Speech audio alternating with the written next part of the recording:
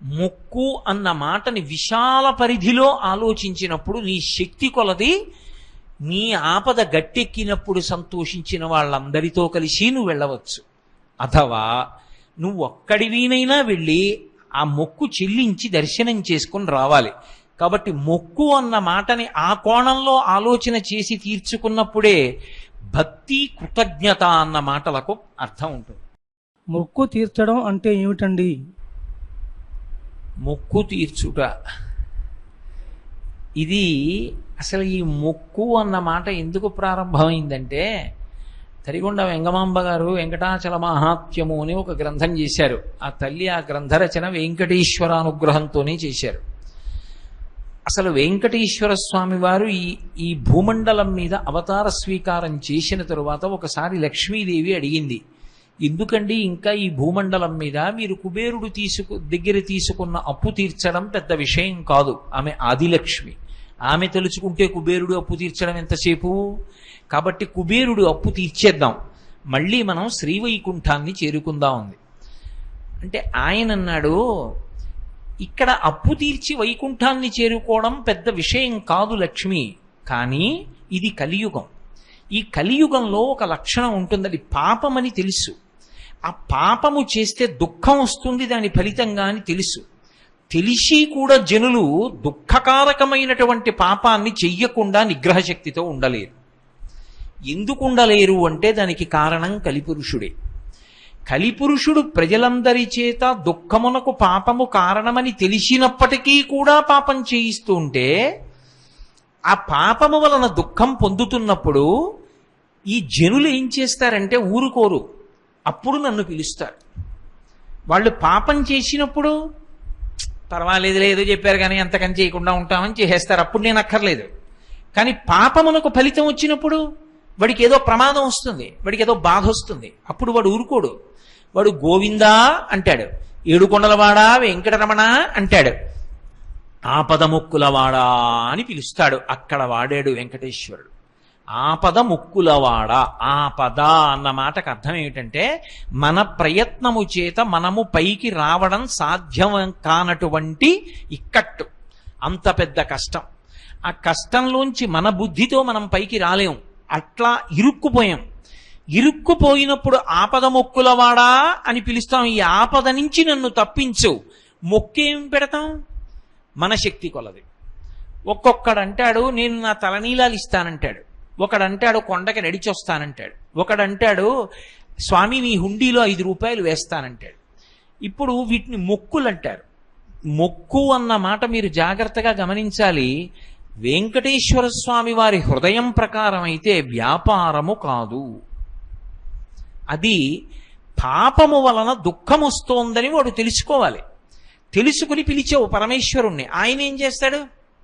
నేను ఆదుకోకపోతే ఎవరు ఆదుకుంటారు లక్ష్మి? అందుకుని ఉంటాను ఈ కలియుగంలో వెంకటాచలం మీద. ఎవడు ఎక్కడ ఎంత మౌనంగా లోపల లోపల పిలిచినా నాకు వినపడుతుంది, నేను వింటాను, వాణ్ణి ఉద్ధరిస్తాను ఆపదలోంచి. వాడు నా మొక్కు తీరుస్తాడు, ఆ డబ్బు పట్టుకొచ్చి నా హుండీలో వేస్తాడు. నేనేం చేస్తానో తెలుసా? పరమధర్మాత్ముడు నన్ను చూడకుండా ఉండలేక, నాన్నగారిని చూడకుండా ఉండలేక వచ్చినటువంటి కొడుకులా నన్ను చూడకుండా ఉండలేక వచ్చినటువంటి వాడు ఉంటాడే, వాడు వేసినటువంటి ద్రవ్యంలో అటువంటి పరమ ధర్మాత్ములైన వారు వేసిన డబ్బుని తీసుకుని జేబులో పెట్టుకుంటాను ఖర్చుకి. ఇలా హుండీలో చెయ్యి పెట్టి పట్టుకుంటాను లక్ష్మి. ఇలా పాపాలు చేసి పాపాల వలన దుఃఖాలు వచ్చి దుఃఖాల నుంచి బయటపడడానికి ఆపద మొక్కులవాడా అని పిలిచి తీసుకొచ్చి నా హుండీలో వేసిన డబ్బు ఉందే, అది మళ్ళీ జనులకు ఉద్ధరణ కొరకు వాళ్ళ కోరికలు తీరడానికి పంపేస్తాను. నా పేరు మీద ఎన్ని జరుగుతాయో, నిత్యాన్నదానం జరుగుతుంది, ఆరోగ్యం జరుగుతుంది, చెట్లు నాటుతారు, ఎన్ని ప్రయోజనాలు, వాటికి వెళ్ళిపోతుంది ఆ డబ్బు. అక్కడ వాడాడు మొక్కన్నమాట. అంటే పాపము వలన దుఃఖం వచ్చిందని ఒకసారి తెలుసుకున్న తరువాత ఇక వాడు పాపము జోలికి వెళ్లకుండా ఉండడం నాకు ఇష్టం. అది వెంకటేశ్వరుడి యొక్క అభిప్రాయం. ఇప్పుడు మొక్కు అంటే ఆ ఆపత్కాలమునందు నువ్వు ఒక సంకల్పం చేసుకున్నావు, ఈశ్వరా నన్ను ఈ ఆపద నుంచి గట్టునబడై, నేను పట్టుకొచ్చి 1 రూపాయి హుండీలో వేస్తా, లేకపోతే నువ్వు నన్ను గట్టునబడై 1 రూపాయి నీ హుండీలో వేస్తాను అన్నావు, ఆపద నుంచి గట్టున పడిపోయావు. నీ దగ్గర కోట్లు నుండి ₹1 ఇస్తా అన్నావా? ఆ ఆలోచన ఉండదు. అందుకే చెప్పారు వ్యాపారము కాదు అని చెప్పాను. అది వెంకటేశ్వరుడే అంగీకరించాడు. ఒకసారి ఆపద వచ్చిన తరువాత మాత్రం వాడు బుద్ధిని దిద్దుకోవాలి. ఇప్పుడు మొక్కు తీర్చుకొనుట అన్న మాటకు అర్థం ఏమిటంటే, నేను ₹1 స్వామివారి హుండీలో వేస్తాను అని చెప్పాను. స్వామివారి హుండీలో ₹1 వేస్తాను అంటే నా పక్కింటి వాళ్ళు తిరుపతి ఎడుతున్నారనుకోండి, నేను పక్కింటి వాళ్ళకి ₹1 ఇచ్చి హుండీలో వేయండి అని పంపించకూడదు. మొక్కు ఎప్పుడు తీరుతుంది? నేను హుండీలో ₹1 వేస్తాను అన్న మాటకు అర్థం నేను తిరుపతి వచ్చి అని కాదు. నేను తిరుపతి వెళ్ళాలి. నేను వెంకటాచలం వెళ్ళి స్వామిని దర్శించి, స్వామి నాకు కేవలము ధర్మమునందు అనురక్తిని ప్రసాదించమని ప్రార్థన చేసి ఈ ₹1 పట్టుకెళ్ళి హుండీలో వెయ్యాలి. అప్పుడు నా మొక్కు పూర్తవుతుంది. అంతేకాని ₹1 వేస్తానన్నాను కదండి, ₹1 పంపించేశానుగా, నా మొక్కు ఎందుకు తీరదు అని అడక్కు. ₹1 వేస్తాను అన్న మాటకు అర్థం నేను వచ్చి వేస్తాను అని. వేస్తాను చేస్తాను అంటే నేనే, అంతే దాని అర్థం. కాబట్టి మనమే క్షేత్రమునకు వెళ్ళాలి, వెళ్ళి ఆ మొక్కు తీర్చుకోవాలి. మొక్కినప్పుడు మీరు ఏ భాష వాడారన్నది ప్రధానం కాదు. ఎప్పుడైనా కూడా అందులో ప్రధాన ప్రయోజనం ఏది అంటే, ఇక పాపము వైపునకు దృష్టి పోకుండా ఒకసారి ఎవడు మనని ఉద్ధరించాడని అనుకుంటున్నామో వాడి దగ్గరికి వెళ్ళి ఒకసారి కృతజ్ఞత చెప్తామా చెప్పమా? మీరు ఆలోచించండి. నాకు ఏదో ఆపద వచ్చిందండి, నేను ఎవరినో అడిగాను, అయ్యా చాలా ఆపదలో పడిపోయానండి, మీరు నన్ను ఎలా అయినా ఈ ఆపద నుంచి కాపాడండి అని అడిగాను. ఆయన అన్నాడు, కోటేశ్వరరావు అది పెద్ద విషయం కాదు, నేను తప్పకుండా కాపాడతాను, మీరేం బెంగపెట్టుకోకండి అన్నాడు. ఒక 3 రోజులు పోయిన తర్వాత నాకు ఆయన కబురు చేశాడు, అయ్యా మీకు ఆపద లేదు, మిమ్మల్ని ఆపద నుంచి బయటపడేశాను, మీరు ఇప్పుడు ఏ ఇబ్బంది లేదు, సంతోషంగా ఉన్నారన్నాడు.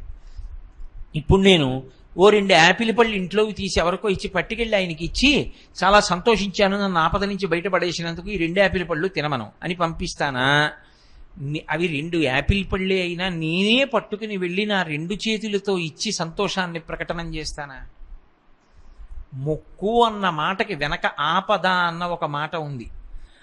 ఆపద నుండి వినిర్ముక్తమైనప్పుడు కృతజ్ఞతావిష్కారము కనుక నీవు వాడు నిన్ను బయట పడవేస్తాడన్న నమ్మకంతో, దానికి సంకేతంగా నీ భక్తికి నమ్మకంగా, నీ భక్తికి ప్రతినిధిగా పట్టుకొచ్చి ఏదో ఇస్తానన్నావు కనుక, అది అలా అన్నావా అలా అనలేదా అని కూడా విచారణ చేయకుండా యథార్థమునకు నువ్వు వెళ్ళి కృతజ్ఞతని ప్రకటనం చేసి సమర్పణం చేసి రావడం మొక్కు తీర్చడం అవుతుంది.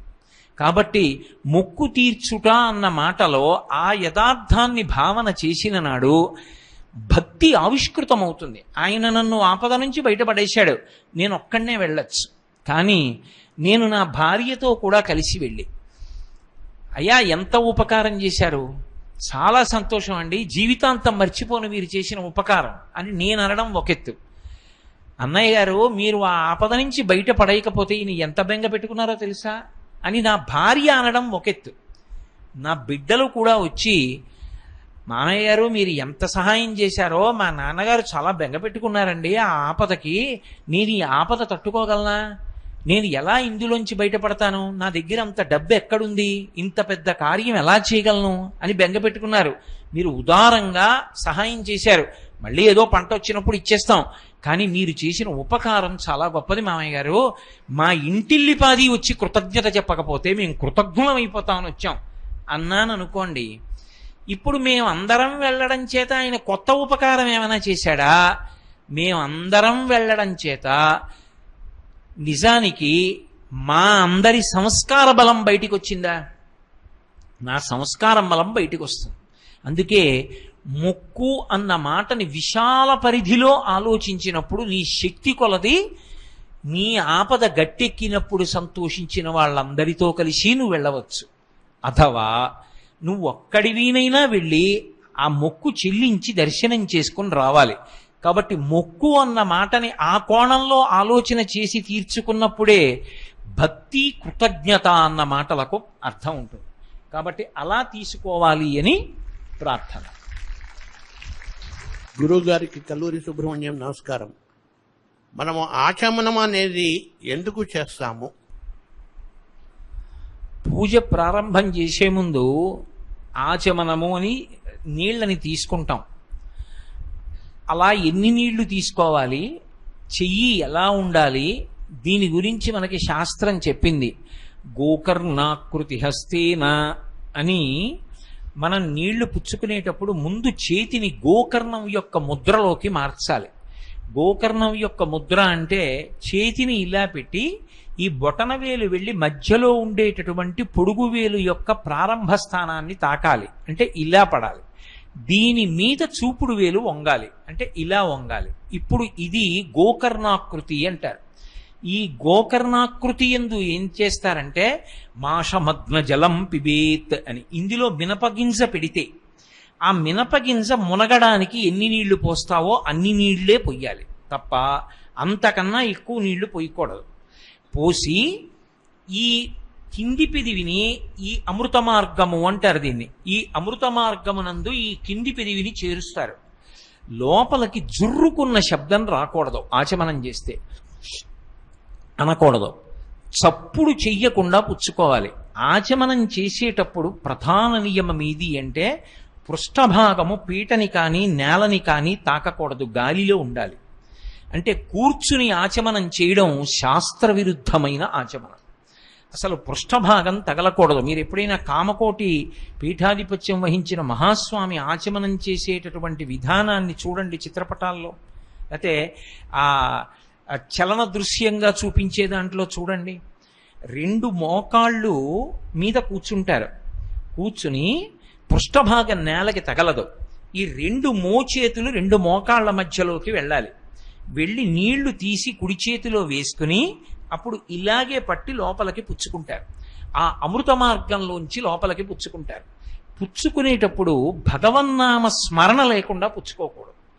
ఓం కేశవాయ స్వాహ ఒక మాట, అది గుటక పడిపోయింది, లోపలికి వెళ్ళిపోయింది అన్న తర్వాత మళ్ళీ పోసుకోవాలి.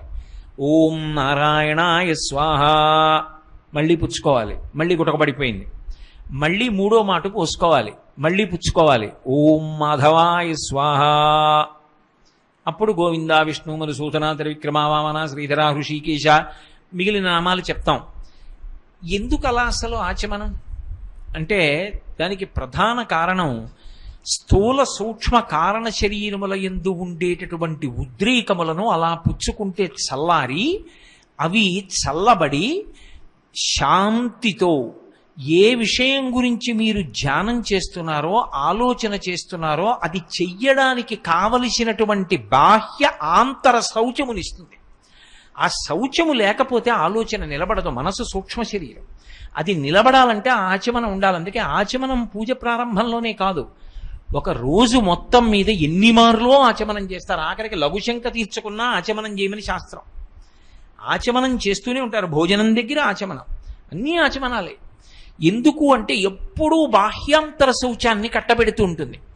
అలా ఆచమనం చేసేటప్పుడు మీరు నన్ను ఒక ప్రశ్న ఇయ్యొచ్చు, ఏమంటే రామనామం చాలా గొప్పదని చెప్తారు కదా, తారకనామం అంటారు కదా, రామనామంతో ఎందుకు పుచ్చుకోకూడదు? ఓం రామాయ నమః అని పుచ్చుకోకూడదా? కేశవాయ నమః, నారాయణాయ నమః, మాధవాయ నమః, ఈ 3 ఎందుకు అంటే దాని వెనక ఒక రహస్యం ఉంది. 84 లక్షల జీవరాశులలో స్వరపీఠిక కలిగిన ఏకైక ప్రాణి మనుష్య ప్రాణి. మనుష్యుడొక్కడికే కంఠమునందు స్వరపీఠిక ఉంటుంది. స్వరస్థానములను వేదం గుర్తించింది. నాలుక పైభాగం, నాలుక కింది భాగం, ఈ కంఠం యొక్క అంచులు, పెదవులు, లోపల ఉన్నటువంటి అంగిడి, దవడలు, ఇవన్నీ కూడా స్వరస్థానములు. ఈ స్వరస్థానముల యందు వాయువు కదిలి నాలుక చేత నొక్కబడితే అక్షరములు ఉత్పత్తి అవుతాయి. అక్షరముల యందు అనంతమైన జ్ఞానముండి వాయువునందు ప్రవేశించి ఒక వక్త చెప్పిన విషయం చెవుల గుండా శ్రోతలోకి వెళ్ళి వీడిలో ఉన్న జ్ఞానం అవతల వాడిలోకి వెడుతుంది. కాబట్టి ఇప్పుడు ఆ స్వరపేటిక చాలా గొప్పది. అదొక్కటున్నంత మాత్రం చేత మనుష్యుడు మోక్షాన్ని పొందగలడు. రామనామం ఒకటి అలవాటైపోయింది అనుకోండి, చేసిన పాపాలు కాలిపోతుంటాయి. అంటే పాపం చేసి రామనామం చెప్పమని నా ఉద్దేశ్యం కాదు. అంత గొప్పది స్వరపేటిక. ఆ స్వరపేటిక ఉంది కాబట్టి నువ్వు మంచి మాట మాట్లాడతావు, ఇతరులకి యొక్క కష్టాన్ని తీరుస్తావు. మంచి మాట మాట్లాడడం అలవాటైన వాడు చేసిన పుణ్యం కన్నా మంచి పుణ్యం ఇక లోకంలో ఎవడూ చేయలేడు. అంత గొప్ప మాట ఒక్క మనుష్యునికే ఇవ్వబడింది. ఆ స్వరపేటికని జాగ్రత్తగా నిలబెట్టుకోవాలి. స్వరపేటికని నిలబెట్టుకోవాలి అంటే సున్నితమైనటువంటి యంత్ర పరికరాల్ని కాపాడడానికి అందులో కందెన వేస్తారు. అంటే నేను ఆ మాటలు వాడితే మీకు అంత బాగా అర్థం అవుతుందో అని నేను ఒక ఇంగ్లీష్ మాట వాడతాను, మీకు అర్థం అవుతుంది. లూబ్రికేట్ చేశాము అంటాం. సైకిల్ చక్రం ఉందనుకోండి, చైన్ కన్నాల నిండా కందెన వేసి, అంటే లూబ్రికెంట్ ఆయిల్ వేసి తిప్పుతాం, గిరగిర తిప్పితే నూనెకి అది ఏమవుతుందంటే సాఫీగా తిరుగుతుంది. బ్రేక్ వేసే చోట కొద్దిగా గ్రీజ్ పెడతాం, అప్పుడు మెత్తగా పడుతుంది, తుప్పట్టకుండా. బ్రేక్ వేయగానే బ్రేక్ పడుతుంది. కందెన అది సున్నితంగా పనిచేసేటట్టు ఎలా చేస్తుందో యంత్రాన్ని, మినపగింజ మురిగినంత నీతితో స్వరపేటికని కాపాడతారు. స్వరపేటిక నుండి అక్షరములన్నీ కూడా ప్రధానముగా ఉత్పత్తి అయ్యేటటువంటి అక్షరములు ఈ దంతముల యొక్క వెనక భాగంలో నాలుక వెళ్ళి తగిలినప్పుడు పుడతాయి కొన్ని అక్షరాలు. ఓం కేశవాయ స్వాహ, కే కే కే అన్నప్పుడు చూడండి, నాలుక ఇలా వంగి పైన ఉన్నటువంటి దవడని నొక్కుతుంది. నొక్కితే కకారం పలుకుతుంది. క క క అన్నప్పుడు నాలుక వంగి పైన నొక్కుతుంది. నొక్కితే క. అటువంటి అక్షరాలన్నింటికీ అది స్వరస్థానం. అందుకని మనకి సనాతన ధర్మంలో గొప్పతనం ఏమిటంటే క అంటూ పుచ్చుకోరు. అసలు ఆ స్వరపేటిక పెట్టిన పరమాత్మ నామంతో మొదలు పెడతారు. అందుకని కేశవాయ స్వాహ, స్వాహ అవి ఈశ్వరుడి మీదకి ఎడుతున్నాయి. ఆ నీళ్లు ఈశ్వరుడికి ఎడుతున్నాయి, లోపల ఉన్న వైశ్వానరాగ్ని మీద వేస్తున్నాను. అందుకని కే కే కే అన్నప్పుడు అక్కడ పుట్టే అక్షరాలకి స్వరపేటిక బాగా ఆ కందెన చేత పని చేయడానికి కావలసిన శక్తి పుంజుకుంటుంది. నా నా నా అన్నప్పుడు పళ్ళ వెనక భాగాన్ని నొక్కుతుంది. నా నా అన్నప్పుడు అంటే అలా పుట్టే అక్షరాలకి వీలుగా స్వరపేటికని లూబ్రికేట్ చేయడానికి నారాయణాయ స్వాహ. మళ్ళీ రెండు పెదవులు కలుసుకుంటే కొన్ని అక్షరాలు వస్తాయి. వాటన్నిటికీ సంకేతంగా మ మ మ అన్నాననుకోండి, రెండు పెదవులు కలవాలి. కలిస్తే తప్ప అక్షరాలు రావు, అవి పలకాలి స్వరపేటిగా. అందుకని దానికి ప్రతినిధిగా మాధవాయ స్వాహ. ఇప్పుడు కే న మ స్వరపేటికలోంచి ప్రధానంగా అక్షరాలు ఎక్కువ పుట్టేటటువంటి స్థానముల యొక్క శక్తిని ద్విగుణీకృతం చేయడానికి, స్వరపేటికని కాపాడుకోవడానికి కేవలము అక్షరోచ్చారణ చెయ్యకుండా భగవన్నామములను ఉచ్చరిస్తూ మినపగింజ మునిగినంత నీటిని జుర్రకుండా భగవంతుని మీద బుద్ధి ఉంచి అమృత మార్గం గుండా గోకర్ణం ముద్రపట్టి ఆ నీటిని కింది పెదవి మించి పుచ్చుకొని గుటక వేసి నామాన్ని చెప్తే దాని చేత స్వరపేటిక దీర్ఘకాలం మన్నుతుంది. అప్పుడేమవుతుంది?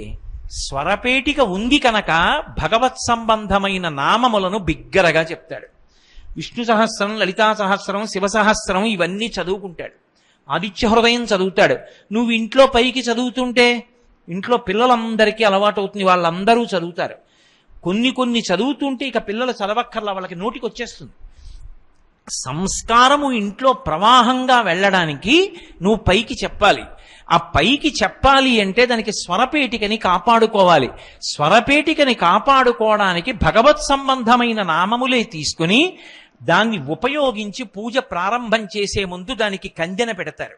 పెట్టి నువ్వు బాగా నిలబడి నాకు ఉపయోగపడు అని చెప్పడానికి ఆచమనం చేస్తారు. అందుకని బాహ్యంలో ఆచమనం స్థూల సూక్ష్మ కారణ శరీరముల యందుండేటటువంటి ఉద్వేగమును పోగొట్టి తాపోపశాంతినిస్తుంది. ఒక్కొక్కసారి ఆచమనం స్నానమునకు తుల్యమవుతుంది. ఆచమనం బాహ్యాంతర శౌచాన్ని ఇవ్వడానికి వైదికమైనటువంటి ఉపకారాన్ని చేస్తుంది. అదే ఆచమనం స్వరపేటికని కాపాడుతుంది, భగవన్నామాన్ని పలికిస్తుంది. రామనామం ఎందుకు ఉపయోగించలేదన్న విషయం మీరు చెప్పలేదు అంటారు. ఆచమనంలో రామనామం చెప్పమంటే ఒకసారి చెప్పి వదిలేస్తాడేమో, రామనామం ఒకసారి చెప్పి వదిలేది కాదు. ఆ నామాలతో నువ్వు స్వరపేటికని నిలబెట్టుకున్నది రామనామం చెప్పడానికి. అందుకని రామనామం ఒకసారి చెప్పి వదలడానికి కాదు కాబట్టి ఆచమనంలోకి తీసుకోలేదు. కాబట్టి అంత గొప్పది ఆచమన ప్రక్రియ. వైదికమైనటువంటి ఉపచారములలో భగవదారాధన యందు సనాతన ధర్మంలో ఆచమనము అన్నదానికి అంత శక్తి ఉంది. ఈశ్వరుడికి కూడా ఉద్వేగం ఉంటుంది. ఎక్కడ ఏ రాక్షస సంహారం చేశాడో, ఏ భక్తుడి జోలికొచ్చిన వాళ్ళ పీచ మణిచి వచ్చాడో ఆయన ఊగిపోతుంటాడు ఒక్కొక్కసారి. అప్పుడు అయ్యా నేను అలాంటి వాడిని కాను, పూజ చేసుకోవడానికి వచ్చాను, ప్రశాంతపడు. ఆయనకి ఆచమనం. కాబట్టి మనం ఏం చేస్తున్నామో అది భగవంతుడికి ఇవ్వడంలో అట్లాంటి కోణంలో ఈశ్వరుణ్ణి చూసి మనం కూడా పరమ సంతోషాన్ని పొందడం, అది ఉపచారం. అందుకని మనం ఆచమనం, ఆయనకు ఆచమనం. సుప్రభాతం ఎందుకు ఈశ్వరుడికి? ఆయన నిద్రపోతే కదా లేపడం. నేను నిద్రపోయినట్టు ఆయన నిద్రపోయాడు అనుకోండి, ఇక లోకాలను చూసేవాడేవాడు కాదు. ఆయన నిద్రపోయాడని సుప్రభాతం కాదు. యథార్థానికి ఆయన నిద్రపోయాడని ఒక భావన చేసి ఆయనని నిద్రలేపడానికి మంగళకరమైన సంకేతాలు చెప్పి ఆయన నిద్ర లేస్తుంటే ఎంత అందంగా ఉంటుందో భావన చేయడానికి నువ్వు సుప్రభాతం పాడినట్టు ఆయన ఆచమనం చేస్తున్నాడన్న భావన చేసి సంతోషించడం కూడా అలాగే ఉంటుంది. కాబట్టి అది ఉపచారమునందు మనసు నిలబడడానికి ఒక ఏర్పాటు. అందుకని వైదికమైనటువంటి సంస్కారములలో ఆచమనానికి అంతటి ప్రాధాన్యత వచ్చింది. భ్యో నమః. బ్రహ్మశ్రీ చాగంటి కోటేశ్వరరావు గారికి పాదాభివందనాలు. గంధ పుష్ప దీప నైవేద్యాలకి అంత ప్రాముఖ్యత ఎందువలన కలిగిందో గురువుగారు ఆ సందేహాన్ని తీర్చవలసిందిగా ప్రార్థిస్తున్నా. అమ్మవారికి లలితా సహస్రనామ స్తోత్రంలో పంచసంఖ్యోపచారిణి అని పేరు. మనం పూజ చేసేటప్పుడు యథార్థమునకు ఎన్నో ఉపచారములు చెయ్యాలి. అన్ని చెయ్యలేకపోతే 64 ఉపచారాలు చెయ్యాలి. చతుష్షష్ట్యుపచారాఢ్య అని 64 ఉపచారాలు చేయకపోతే కనీసంలో కనీసం 16 ఉపచారాలు చెయ్యాలి. అందుకే షోడశ సంఖ్య మీద నడుస్తుంది. షోడశోపచారములు అని పిలుస్తాం. ఉపచారము అంటే సేవించేటటువంటి విధానంలో ఒక్కొక్క భాగం. 16 ఉపచారాలు చేయకపోతే కనీసంలో కనీసం ప్రతి ఇంటిలో ప్రతివారు 5 ఉపచారములు చెయ్యాలి. ఆ 5 ఉపచారములు కూడా చెయ్యలేదనుకోండి, భగవంతుడికి జీవితం కృతజ్ఞతతో కూడుకున్నటువంటి జీవితం అయిపోతుంది. ఆ 5 ఉపచారములే గంధ పుష్ప ధూప దీప నైవేద్యములు.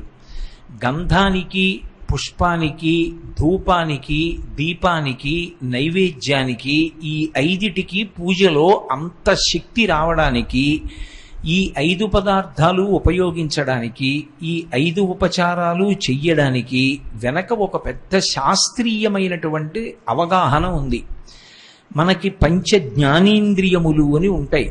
కన్ను, ముక్కు, చెవి, నాలుక, అలాగే చర్మము. ఈ 5 జ్ఞానేంద్రియాలు. ఈ 5 జ్ఞానేంద్రియములు పని చెయ్యట్లేదనుకోండి, పని చెయ్యట్లేదు అంటే కొంచెం జాగ్రత్తగా అర్థం చేసుకోవాలి. కన్ను ఉంది, కళ్ళు ఎలా ఉన్నాయో అలాగే ఉన్నాయి 2 కళ్ళు, కానీ చూడవు. 2 చెవులు ఉన్నాయి, ఏవి వినవు. 2 ముక్కు రంధ్రములు ఉన్నాయి, ఊపిరి తీయడం వినా వాసన చూడ్డానికి పనికిరాదు. నాలుక ఉంది, రుచి చెప్పదు. చర్మం ఉంది, స్పర్శ చెప్పదు.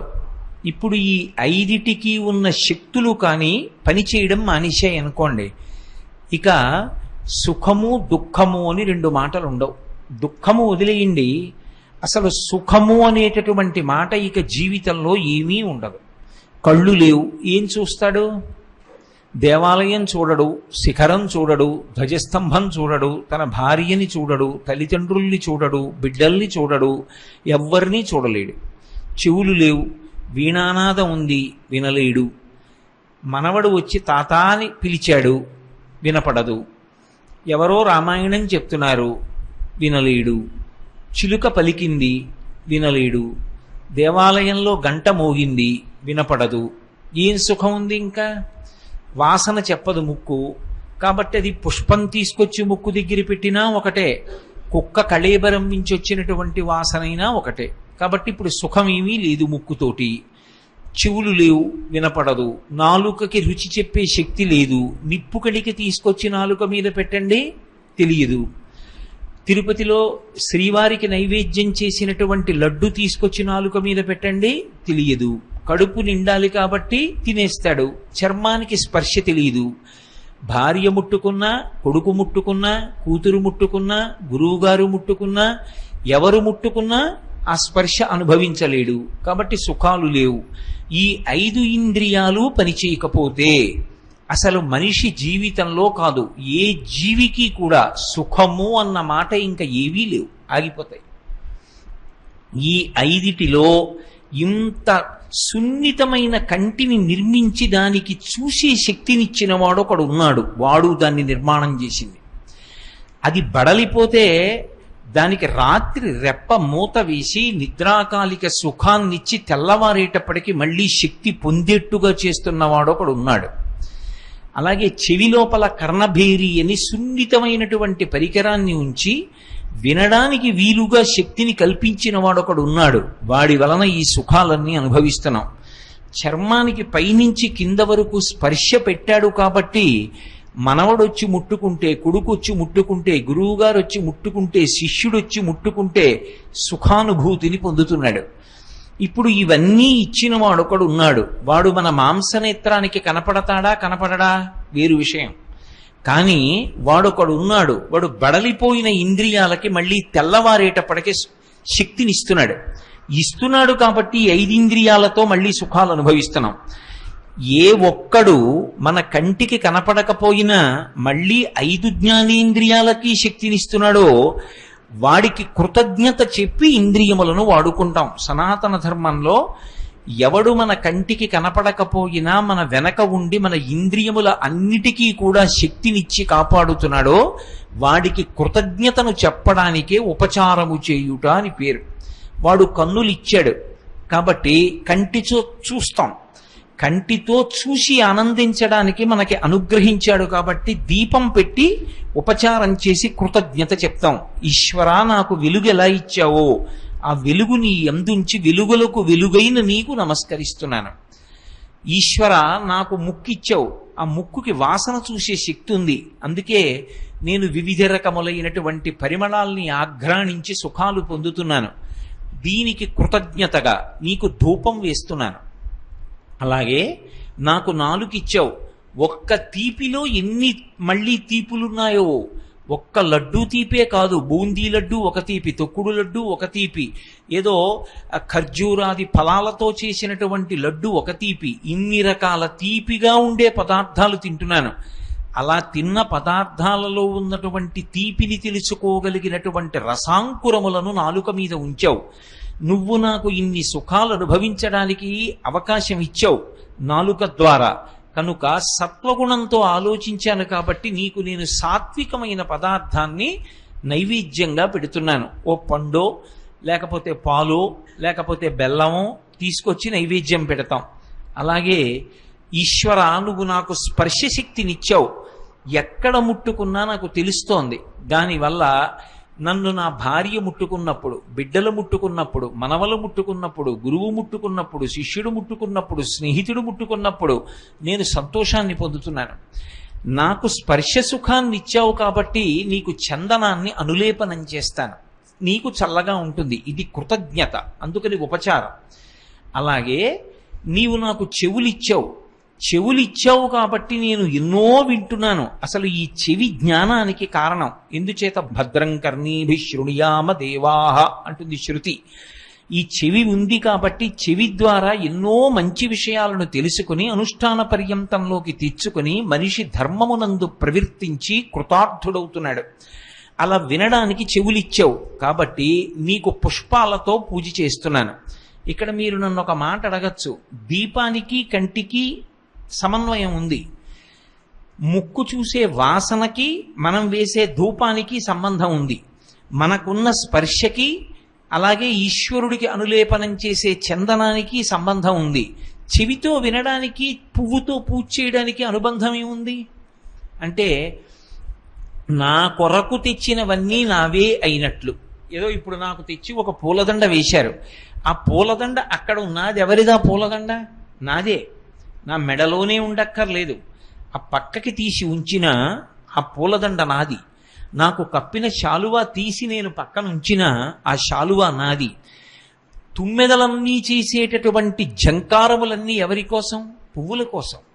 పువ్వు దగ్గరికి వచ్చి తేనె తాగేటప్పుడు నిశ్శబ్దం అయిపోతాయి. పువ్వు మీద ఎగిరే వరకు ఝంకారం చేస్తాయి. అందుకే ఆ ఝంకారములన్నీ ఎవరివి అంటే పువ్వులవి. తుమ్మెదల ఝంకారములు పువ్వులవైనట్లు పువ్వులకు ధ్వనులున్నాయి. ఎలా ఉన్నాయంటే తుమ్మెదల ధ్వనులు పువ్వులవి కనుక.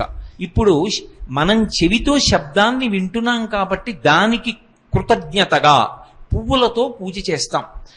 ఇది ఈ 5 ఉపచారములు ఎందుకు చేస్తామంటే ఈ 5 శక్తులు లేకపోతే అసలు నా జీవితంలో సుఖమన్న మాట లేదు. కాబట్టి ఈశ్వర, నేను సుఖం అనుభవించేటప్పుడు అది ధార్మికమై ఉండాలి. ధర్మచట్రంలోకి ఇమిడిన సుఖాన్ని నేను అనుభవించాలి. ధర్మచట్రంలో ఇమడని సుఖం నేను అనుభవించాలన్న కోర్కె నా యందు కలగకుండుగాక. ధార్మికమైన సుఖములను అనుభవించదనుగాక. అనుభవించేటప్పుడు నీ అనుగ్రహం వల్ల ఇంద్రియములకు శక్తి ఉంది, అనుభవిస్తున్నానన్న భావన నా యందు అంతర్లీనముగా నిలబడుగాక. అది ఏ భక్తి. కాబట్టి ఈ 5 పదార్థాలకి 5 ఉపచారాలకి అంత శక్తి, అంత పవిత్రత కలగడానికి కారణం మన యొక్క సమస్త సుఖములకు ప్రతినిధులుగా ఉన్నటువంటి 5 జ్ఞానేంద్రియముల యొక్క శక్తులను ఇచ్చిన ఈశ్వరుడికి కృతజ్ఞతా భావన ఆవిష్కరించేటప్పుడు ఈ పదార్థములే ఉపయుక్తములవుతాయి. అందుకే గంధ పుష్ప ధూప దీప నైవేద్యములకు అంత శక్తి. పూజ దగ్గరికి వచ్చేటప్పటికి పుష్పార్చనలో చేస్తే 108 పూలు, లేకపోతే 1000 పూలు. 108 నామాలన్నా ఉంటాయి, 1000 నామాలన్నా ఉంటాయి.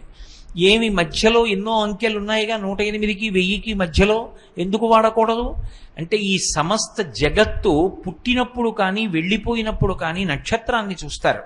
ఏ నక్షత్రంలో పుట్టాడు అన్నదాన్ని బట్టి జాతకం వేస్తారు. ఏ నక్షత్రంలో శరీరం వదిలిపెట్టేశాడు అన్నదాన్ని బట్టి ఆ తరువాతి కార్యక్రమాన్ని నిర్ణయం చేస్తారు. నక్షత్రం ప్రధానం. మనకి 27 నక్షత్రాలు, ఒక్కొక్క నక్షత్రానికి 4 పాదాలు. 27 × 4 108. అంటే ఈ సమస్త జగత్తు ఎందులో పుట్టింది? 108 నక్షత్ర పాదాల్లో పుట్టింది. 108 నక్షత్ర పాదములలో పుట్టినటువంటి 2 కాళ్ళు కలిగిన జంతువులతో మొదలుపెట్టి నేను నాలా 2 కాళ్ళు 2 చేతులు ఉన్నటువంటి సమస్త ప్రాణికోటి, ఈ జగత్తంతా కూడా 108 నక్షత్ర పాదాల్లోనే వచ్చింది. కాబట్టి అందరూ సుఖమును అనుభవించెదరుగాక. వీడు సుఖంగా ఉండాలి, వాడు సుఖంగా ఉండకూడదు అన్న భావన ఉండదు. అది విశాల హృదయం. అందుకని 108 నామాలతో పూజ. భక్తి పారవస్యం కలిగి 108 నామాల దగ్గర ఆపలేకపోతే అప్పుడు 1000. 1000కి సంస్కృతంలో సహస్రం అని పేరు. సహస్రం అంటే అనంతం, దానికి ఇక లెక్క లేదు.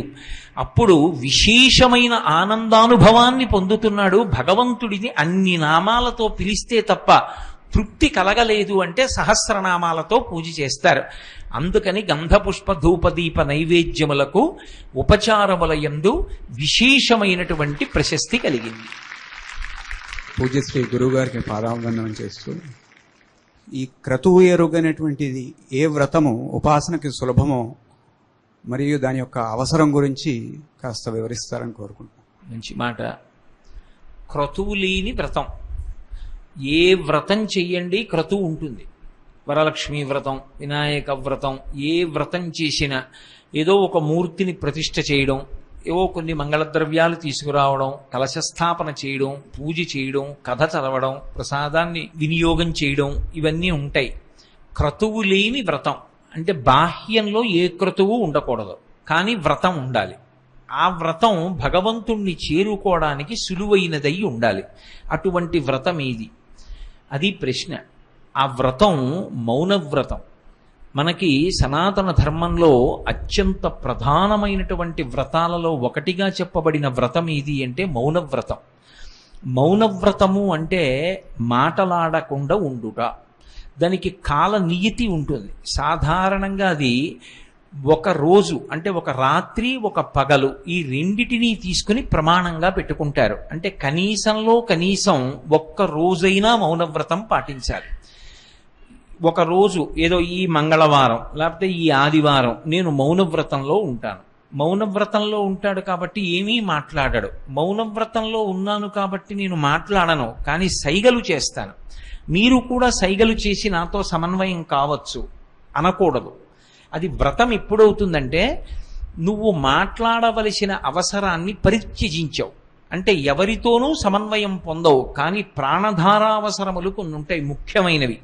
ఏ మంచినీళ్ళో కావాలి, అటువంటప్పుడు సైగ చేస్తారు. మరి మౌనం ఎందుకు పనికొస్తుంది అంటే భగవత్ సంబంధమైనటువంటి విషయాన్ని చక్కగా ఏ విధమైనటువంటి ప్రతిబంధకము లేకుండా మనసులో అదే పనిగా ధ్యానం చేయడానికి, ఆలోచించుకోవడానికి, జీవుణ్ణి ఉద్ధరించుకోవడానికి ఒక అవకాశం తీసుకుంటారు. ఎందుచేత అంటే మీరు చూడండి, నేనున్నాను అనుకోండి, అహరహం నేనేం ఆలోచిస్తా? నా భార్యని ఎలా కాపాడుకోవాలి, నా బిడ్డల కోసం ఎలా నేను సంపాదించి డబ్బు అక్కడ పెట్టాలి, నా మనవలు ఎలా వృద్ధిలోకి వస్తారు, నా స్నేహితులు ఎలా సుఖ సంతోషాలతో ఉంటారు, నా బంధువులందరూ ఎలా బాగుంటారు, ఇవన్నీ ఆలోచిస్తాను, మంచిదే. కానీ నాలో ఒక జీవుడు ఒకడు ఉన్నాడుగా, ఆ జీవుడు ఇవ్వాలంటే ఈ శరీరంలో ఉన్నాడు. కొన్ని సంవత్సరముల తరువాత ఆ జీవుడు ఈ శరీరాన్ని విడిచిపెడతాడు. పునర్జన్మ సిద్ధాంతం సనాతన ధర్మానికి ప్రాణప్రదం. ఇది విడిచిపెట్టిన తరువాత జీవుడు ఏం చేస్తాడు? ఇంకొక శరీరంలోకి వెళ్ళిపోతాడు. మరి ఆ శరీరంలోకి వెళ్ళిపోయిన తరువాత ఆ శరీరములో జీవుడు సుఖపడాలా దుఃఖపడాలా అంటే ఈ శరీరంలో ఉండగా నేనేం చేశాను అన్నది ప్రమాణం. ఈ శరీరంలో ఉండగా నేను చెయ్యగలిగిన పరమపుణ్య కార్యం ఏది అంటే భగవంతుని గురించినటువంటి ఆలోచన. అసలు ఆలోచనకి ప్రతిబంధకం ఏది? మాట్లాడడం. నేను ఏదో భగవంతుడి గురించి ఆలోచిస్తున్నాను అనుకోండి, వెంటనే ఎవరో వచ్చి కోటేశ్వరారు అని ఏదో మొదలుపెట్టాడు అనుకోండి, లౌకిక వ్యవహారం, నేను ఆయనతో మాట్లాడుతున్నాను అనుకోండి, అది వ్యసనం అవుతుంది. పనున్నా లేకపోయినా ఏదో మాట్లాడుతూ ఉండడం, ఎప్పుడూ ఏదో మాట్లాడుతూ ఉండడం. భగవంతుడు మాట అన్నదాన్ని ఎందుకు ఇచ్చాడంటే పరమశక్తివంతమైన ఆయుధం, భగవన్నామని చెప్పి తరించమని. అది వ్యసనమైందనుకోండి, అక్కర్లేని మాటలు ఎప్పుడూ మాట్లాడుతుంటాడు, ఉండలేడు మౌనంగా. అప్పుడు ఏమవుతుందంటే పాపాన్ని మూట కట్టుకోవడం మొదలు పెడతాడు. ఎవరో పెద్దల్ని నింద చేశాడు, అదో పెద్ద పాపమై కూర్చుంటుంది, అది అనుభవించాలి ఎప్పుడో. కాదు, మౌనంలో ఉన్నాడు. మౌనం అంటే మాట్లాడకుండా ఉండడం, అది సగం పాపాలు తగ్గిస్తుంది. ఆ రోజు ఎవ్వరి గురించి మాట్లాడలేదు కాబట్టి నిందావాక్యం పలకలేదు, సగం పాపం పోయింది. ఇక రెండవది, భగవంతుడి గురించి ఆలోచించుకోవడానికి నీకు ఒక పెద్ద అవకాశం కలిగింది. ఉత్తి రోజుల్లో నువ్వు కూర్చుని ఆలోచిస్తున్నా, ఏమండి వాళ్ళు ఎవరో వచ్చారు అంటుంది భార్య, లేకపోతే నువ్వు మాట్లాడాలి, మౌనవ్రతంలో ఉన్నావు. ఆయన మౌన వ్రతంలో ఉన్నారండి అంటారు. వ్రతం చేస్తున్నాడు అనుకోండి, మధ్యలో పైకి లేచిపోమ్మని అడగరు. మౌనవ్రతంలో ఉన్నవాడితో మాట్లాడరు. ఎన్నాళ్ళు ఉంటారండి మౌనవ్రతంలో అంటారు. ఏదో ఒక వారం రోజులు ఉంటారండి, వారం రోజుల తర్వాత వస్తారు మాట్లాడడానికి. అంటే 7 రోజులు ఏం చెయ్యొచ్చు అంటే మౌనంగా ఉండి భగవంతుడి గురించి చక్కగా ఆలోచన చెయ్యొచ్చు. ఎలా? ఆలోచన అన్న మాటకు అర్థం బయట నుంచి లోపలికి తీసుకోవడం, లేకపోతే లోపల నిలబడడం. 2 మార్గాలు. బయట నుంచి లోపలికి తీసుకోవాలనుకోండి, ఏమీ అక్కర్లేదు. రేపు నేను మౌనవ్రతం చేస్తాను అనుకుంటే మీ దగ్గర ఉన్న మంచి మంచి పుస్తకాల్లో ఉన్నటువంటి చిత్రపటాలు తీసి అక్కడ పెట్టుకుని మీరు ఒక్కొక్క మూర్తిని బాగా చూస్తున్నారనుకోండి, ఎవరూ మిమ్మల్ని మాట్లాడించరు, మీకు ప్రతిబంధకం కలిగేటట్టుగా ఏ శబ్దం చేయరు. మీరు అదే పనిగా దాని మీద ఆ మూర్తులన్నిటినీ చూస్తున్నారు. లేదు, ఏదో భగవత్ సంబంధమైనటువంటి విషయాన్ని మాత్రమే వింటున్నారు. మౌనవ్రతంలో లౌకిక విషయాలు వినరు, అది వ్రతం భగవంతుడి కోసం. ఏదో భగవత్ సంకీర్తనం వింటారు, భగవంతునికి సంబంధించిన విషయాన్ని చూస్తారు, సాత్వికమైన పదార్థాన్ని తీసుకుంటారు. మనకి కొత్తగా ఒక విషయంలో ఉన్న సుఖం తెలిసే వరకు అసలు అందులో సుఖం ఉందని తెలియదు. మీకు నేను ఒక ఉదాహరణ చెప్పాలంటే, మా జిల్లాలో తూర్పుగోదావరిలో కొత్తపల్లి కొబ్బరి అని మామిడి పళ్ళు ఉంటాయి, బహుమధురంగా ఉంటాయి. నేను కొత్తపల్లి కొబ్బరి మామిడి పండు చాలా బాగుంటుంది అన్నాను అనుకోండి, మీకు ఎలా తెలుస్తుంది ఆ కొత్తపల్లి కొబ్బరి చాలా బాగుంటుందని? ఓహో బాగుంటుంది, ఇలా ఉందనుకుంటారు. నేను పండు తెచ్చి మీకు ఇచ్చాను అనుకోండి, మీరు తిన్నారనుకోండి, ఓ ఇంతకు ముందు నేను తిన్న అన్ని మామిడి పళ్ళ కన్నా కొత్తపల్లి కొబ్బరి మామిడి పండు యొక్క రుచి చాలా ఎక్కువ అని తెలుసుకుంటారు. పుట్టిన దగ్గర నుంచి మాట్లాడడమే తప్ప మాట్లాడకుండా ఉండడం మనకు అలవాట్లేదు. ఇప్పుడు ఒక్కరోజు మాట్లాడకుండా ఉండి భగవంతుని వైపు మనసు పెట్టాడనుకోండి, అసలు భగవంతుని వైపు మనసు పెట్టడంలో, మౌనవ్రతం చేయడంలో ఉన్నటువంటి సంతోషం ఏమిటో మనసు రుచి పట్టుకుంటుంది. పట్టుకుందనుకోండి, నెలకి ఒక రోజు చేస్తాను అన్నవాడు కాదు, 2 పక్షాలలో ఒక్కొక్క రోజు చేస్తానంటాడు. ఇప్పుడు ఏం జరుగుతోంది? ఆత్మోద్ధరణం అవుతోంది. పైగా మౌనంగా ఉండి ప్రశాంతంగా ఉండడం అనేటటువంటిది అందరికీ అలవాటైందనుకోండి, దేశంలో సగం సమస్యలు దానివల్లే తగ్గిపోతాయి. అసలు అన్నిటికీ పెద్ద కారణం ఎక్కడుంటుంది అంటే మాట్లాడడంలోనే ఉంటుంది. ఆ మాట్లాడడం అంత తేలికైన విషయం కాదు. అందరికీ శాంతికారకమై అందరి యొక్క ఉద్ధరణకు హేతు అయిన మాట మాట్లాడడం ఒకెత్తు, మాటల చేత దేవతలు మందన చేసి వరంబులిత్తురున్, మాటల చేత దేవతలు ప్రీతి పొందుతారు. అదే మాట జిహ్వాగ్రే వర్తతే లక్ష్మి, జిహ్వాగ్రే మిత్రబాంధవాహ, జిహ్వాగ్రే బంధనం ప్రాప్తి, జిహ్వాగ్రే మరణం ధ్రువం. అనకూడని మాట నోటి వెంట వస్తే ఇబ్బందులు తీసుకొస్తుంది. అందుకే మాటని నియంత్రించుకోవడం ఎలా, ఆ మౌనంలో ఎంత సంతోషం ఉన్నది అర్థమవుతుంది. 2, అపురూపమైనటువంటి వరం మనుష్య జన్మకి స్వరపేటిక, దానికి కొంత విశ్రాంతి లభిస్తుంది. అన్నిటినీ మించి భగవత్ సన్నిధానంలో కూర్చోడానికి అలవాటు పడుతుంది. రామకృష్ణ పరమహంస మాటల్లో చెప్పాలి అంటే, ఆయన దగ్గర ఒక నెమలి తిరుగుతూ ఉండేది. ఒకానొకప్పుడు ఒక సాధకుడు ఏం చేశాడంటే, సాయంకాలం 4 గంటల వేళ ఆయనకి నల్లమందు తినే అలవాటు ఉండేది. ఓ నల్లపూసంత నల్లమందు గింజొకటి అక్కడ పెట్టాడు. పెట్టి దాన్ని పిలిచి తినమన్నాడు. ముందు నెమలి వచ్చి తినలేదు, తర్వాత నల్లమందు తింది. తిన్న తరువాత మరునాడు సాయంకాలం 4 అయ్యేటప్పటికి దానికి ఆ నల్లమందు పెడితే బాగుండని మళ్ళీ వచ్చింది ఆ సాధకుడి దగ్గరికి. మళ్ళీ ఓ పూసంత పెట్టాడు. ఆ నెమలి ఒక 2 నెలల తరువాత 4 అయ్యేటప్పటికి నల్లమందు పెట్టకపోతే చచ్చిపోయే స్థితికి వచ్చింది. మెల్లిగా అది వ్యసనం. కానీ మౌనవ్రతానికి ఒకసారి అలవాటు పడడం మొదలు పెడితే మానసికమైనటువంటి పూజ చేయడం అలవాటైపోతుంది, ధ్యానం అలవాటు అవుతుంది, మనసు పరిశుద్ధమవుతుంది, భగవంతుడిచ్చిన వాక్కు ఎంత గొప్పదో అర్థమవుతుంది. అందుకే అన్ని వ్రతములలోకి ఏ విధమైనటువంటి క్రతువు లేకుండా చేసేటటువంటి వ్రతం భగవంతుణ్ణి చేరుకోవడానికి చాలా తేలికగా మార్గాన్ని చూపించేటటువంటి వ్రతం. ఇది నాకు చేయడానికి శక్తి ఎక్కడుందండి అని అనవలసిన అవసరం లేని వ్రతం మౌనవ్రతం ఒక్కటే. అందుకే మహాత్ములైన వాళ్ళందరూ జీవితంలో మౌనవ్రతం పాటించారు. వారు నోరు విప్పితే చాలు, ఇలా ఒడిసి పట్టుకోవడానికి కొన్ని కోట్ల మంది ఎదురు చూసే రోజుల్లో కంచికామకోటి పీఠాధిపత్యం వహించిన మహాపురుషులు చంద్రశేఖరేంద్ర సరస్వతి మహాస్వామి ప్రయత్నపూర్వకంగా మౌనవ్రతంలోకి వెళ్ళిపోయేవారు. వెళ్ళిపోయి మళ్ళీ కొన్నాళ్ల తర్వాత మౌనవ్రతాన్ని విడిచిపెట్టేవారు. దాని చేత ఆరోగ్యం కూడా బాగుంటుంది. అందుచేతనే అన్నింటికన్నా చాలా గొప్ప విభవాన్ని ఇవ్వగలిగినటువంటి వ్రతం మౌనవ్రతం. ఆ మౌనవ్రతాన్ని పాటించి అందరూ కూడా ఈశ్వరానుగ్రహాన్ని పొందమని శాస్త్రవాక్కు. మంచి ప్రశ్న అడిగారు. శ్రీ గురుభ్యో నమః. పూజ ప్రారంభించే ముందు ముక్కు పట్టుకోమంటారు ఎందుకండి? మంచి ప్రశ్న. పూజ ప్రారంభం చేసే ముందు నేను చూస్తున్నాను చాలా చోట్ల ముక్కు పట్టుకోండి అంటారు, కానీ అది తప్పు. అది అలా ముక్కు పట్టుకోండి అన్న మాట అసలు ప్రయోగమే చేయకూడదు. ముక్కు పట్టుకోవడం, మూతి పట్టుకోవడం అలాంటివి ఏమి ఉండవు పూజల్లో. ముక్కు పట్టుకోవడం అంటే ఎవరి ముక్కు పట్టుకోవడం? నీ ముక్కు నువ్వు పట్టుకోవడం ఎందుకు? ఎక్కడికి పారిపోతుంది అది? పూజలో ముక్కు పారిపోతుందని ఏం లేదు. కానీ ముక్కు పట్టుకోవడం అన్న మాటే వాడకూడదు. అది ప్రాణాయామం. ప్రాణాయామం ఎందుకు చేస్తారంటే మనసు విశేషమైనటువంటి చంచల స్వభావం కలిగినది. ఎంత వేగంతో ఉంటుందంటే మనసు మనోజవం మరుతతుల్య వేగం అని. మనసు వెళ్ళినంత వేగంగా లోకంలో ఏదీ వెళ్ళదు, అంత వేగంగా వెడుతుంది. ఇక్కడ నేను కూర్చుని ఉండగా నా మనసు, నేను మంచి సంకల్పం చేసి తలుచుకున్నాను అనుకోండి, కాశీ పట్టణానికి వెళ్ళిపోతుంది. నేను ఇప్పుడు ఇక్కడ ఇలా కూర్చుని ఉండగా కళ్ళు మూసుకుని, అబ్బా ఈ సమయానికి వెంకటాచలంలో స్వామివారు ఉభయనాంచారులతో ఊయలు లూగుతూ ఉంటాడు. ఆయనకి పురంధరదాస్ గారి కీర్తనలు, అన్నమాచార్యుల వారి కీర్తనలు వినిపిస్తూ ఉంటారు. నా తండ్రి ఊగుతుంటే ఆ ఆర్జిత సేవలో ఉన్న వాళ్ళందరూ ముందు కూర్చుని ఉండి ఉంటారు అని నేను భావన చేస్తున్నాను అనుకోండి, నా ప్రమేయం లేకుండా మనసు తిరుపతి వెళ్ళిపోతుంది.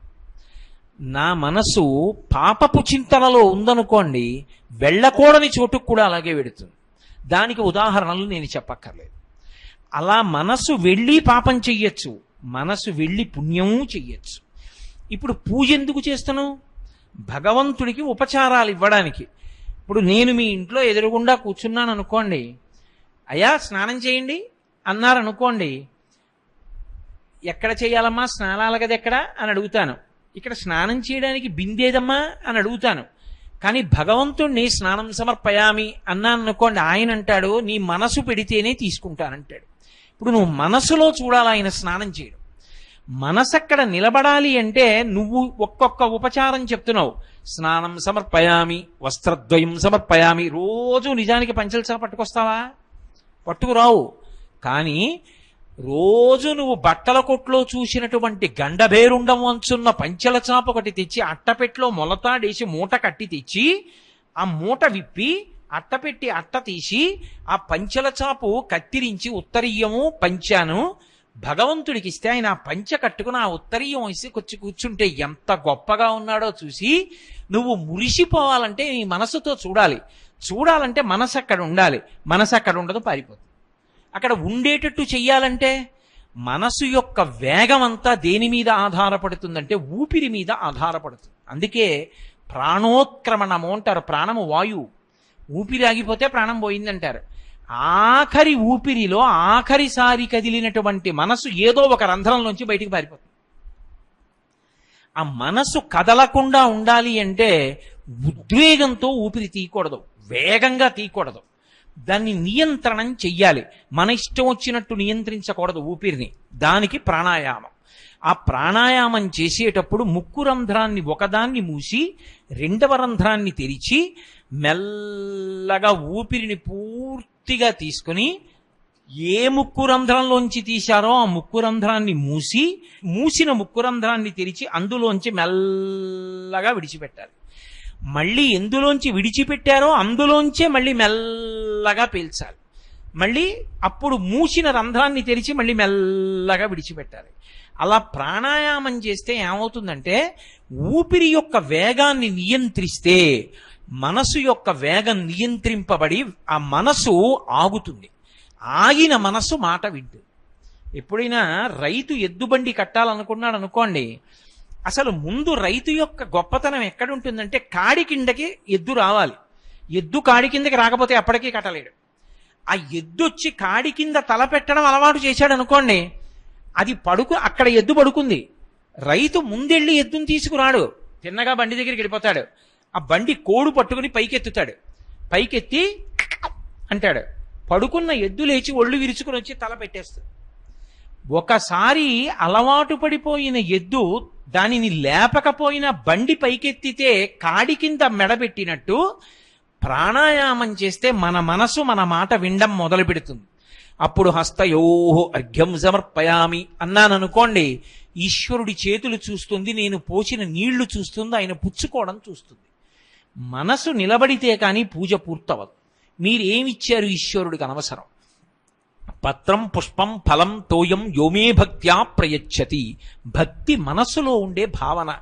ఆ మనసు నిలబడాలి అంటే ప్రాణాయామం చేస్తే ఊపిరిని నియంత్రిస్తే మనసు నిలబడుతుంది.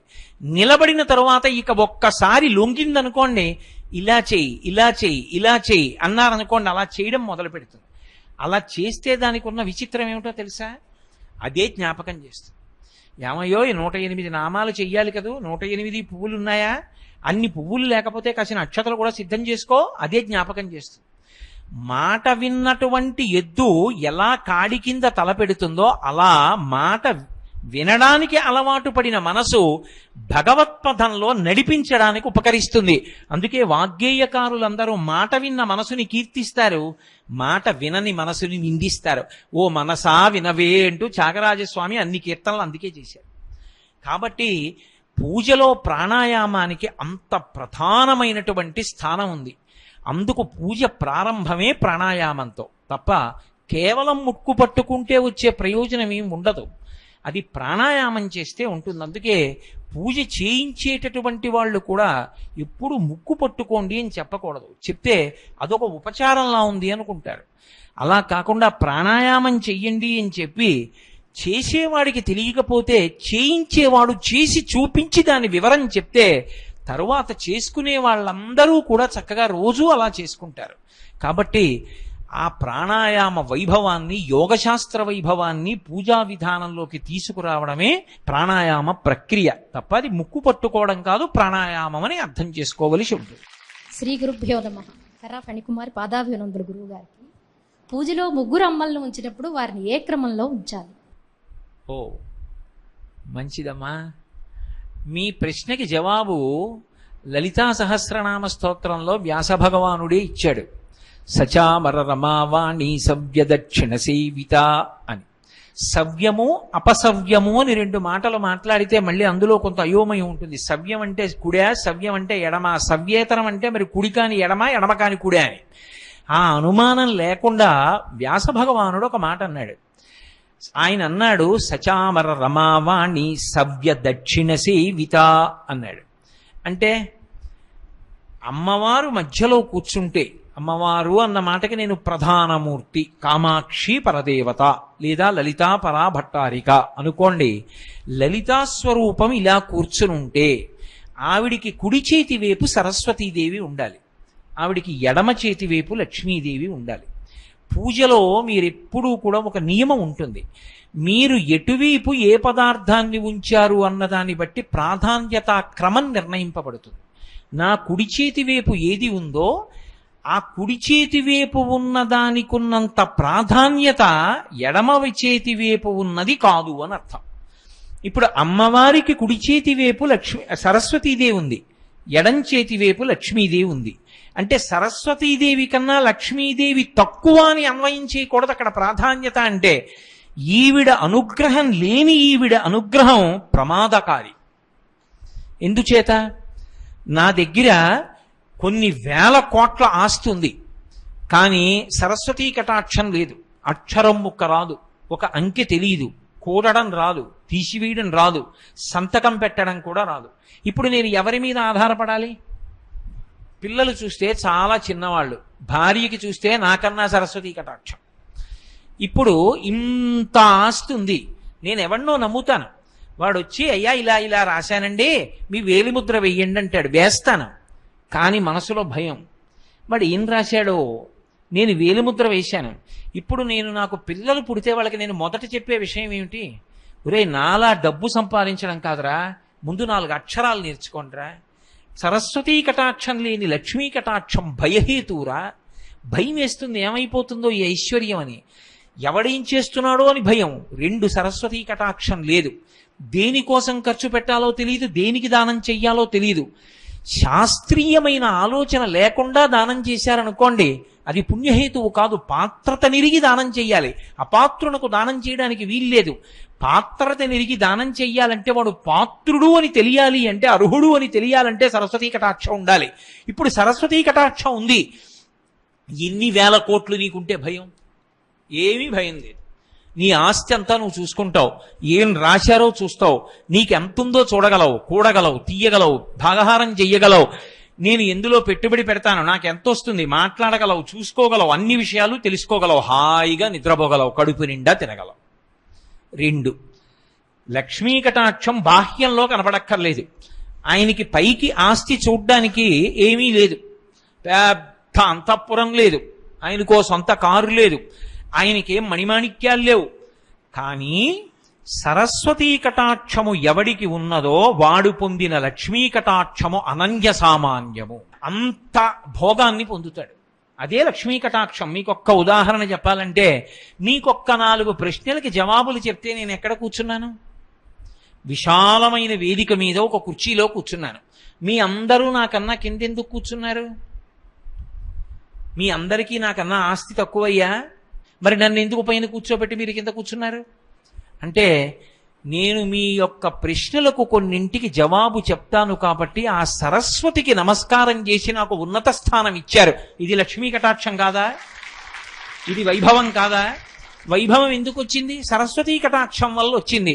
నేను ఎక్కడో ట్రాఫిక్లో ఇరుక్కుపోయి గంట సేపు ఆలస్యం అయ్యాను. మీరందరు ఎందుకు ఓపిక పట్టి కూర్చున్నారు? వాడు చెప్పేది విందామని. నా గురించి చెప్పుకుంటున్నానంటే మీలో ఒకడు వస్తాడా ఈ సభకి? రారు.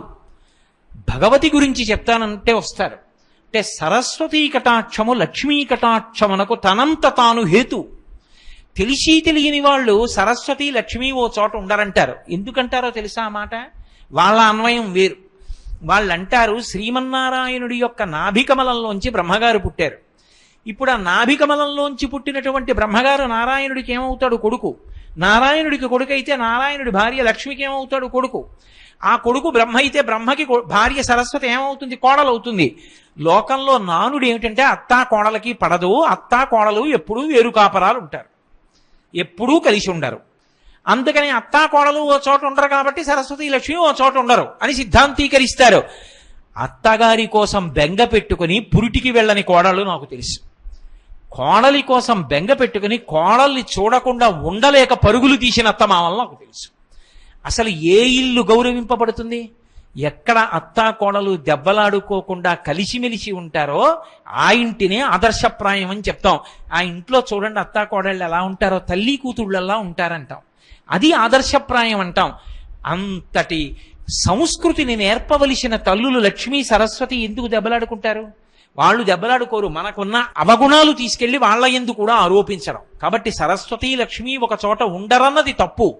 కానీ మూర్తులను ఆక్రమంలో ఎందుకు పెడతామంటే, అమ్మా నీ అనుగ్రహం చేత కుడివైపు ఉన్న సరస్వతి నాకు ముందు కావాలి. ఆవిడ అనుగ్రహం కలిగి లక్ష్మీ అనుగ్రహం కలగాలి. కలిగితే ఈ సరస్వతీ కటాక్షం వలన ఈ లక్ష్మీ కటాక్షాన్ని ధైర్యంగా భయం లేకుండా ధార్మికంగా ఉపయోగించుకొని ధర్మకార్యాలకు వినియోగించి ఇక్కడ అక్కడ సముచితమైనటువంటి స్థానాన్ని నేను పొందగలుగుతాను. ఇది లేని లక్ష్మి భయం. లక్ష్మి లేని సరస్వతి అసలు ఉండదు. లక్ష్మీదేవి కటాక్షం లేని సరస్వతీ కటాక్షం అన్న మాట లోకంలో లేదు. ఉండి తీరుతుంది. సరస్వతి విద్వాన్ సర్వత్ర పూజ్యతే. విద్వాంసుడైన వాడు సర్వత్ర పూజింపబడతాడు. ఎక్కడో ఒక చోట రెండు చోట్ల ఉండదు, అన్ని చోట్ల పూజింపబడతాడు. 4 ఉపన్యాసాలు చెప్పిన నేనే రైలు ఎక్కితే ఒక్కొక్కసారి నేను రైలు దిగేటప్పటికి 2 బుట్టల పళ్ళు పట్టుకెడతాను. ఎందుకని? రైలు బండెక్కినా పూజ్యత లభించింది. విద్వాంసుడనైనందుకు కాదు, 4 ఉపన్యాసాలు చెప్పినందుకు. ఇక విద్వాంసునకు గౌరవం లేకుండా ఎందుకుంటుంది? అందుకే కుడిపక్క సరస్వతిని, ఎడం పక్కన లక్ష్మిని అమ్మవారికి ఉంచి అమ్మవారిని సేవిస్తారు. అలా ఉంటుందని నేను చెప్పడం కాదు, వ్యాసుడే చెప్పాడు. శంకర భగవత్పాదులు కూడా ఇదే మాటని సరస్వత్యా లక్ష్మ్యా విధిహరి సపత్నో విహరతే అంటూ సౌందర్యలహరిలో చెప్పారు. సరస్వత్యా అని మొదట సరస్వతీ కటాక్షమే మాట్లాడారు. కారణం లక్ష్మిని కించపుర్చడం కాదు. సరస్వతీ కటాక్షం లేని లక్ష్మీ కటాక్షం అభ్యున్నతికి కారణం కావచ్చు, కాకపోవచ్చు. సరస్వతీ కటాక్షం ఎప్పుడూ అభ్యున్నతికి హేతువు.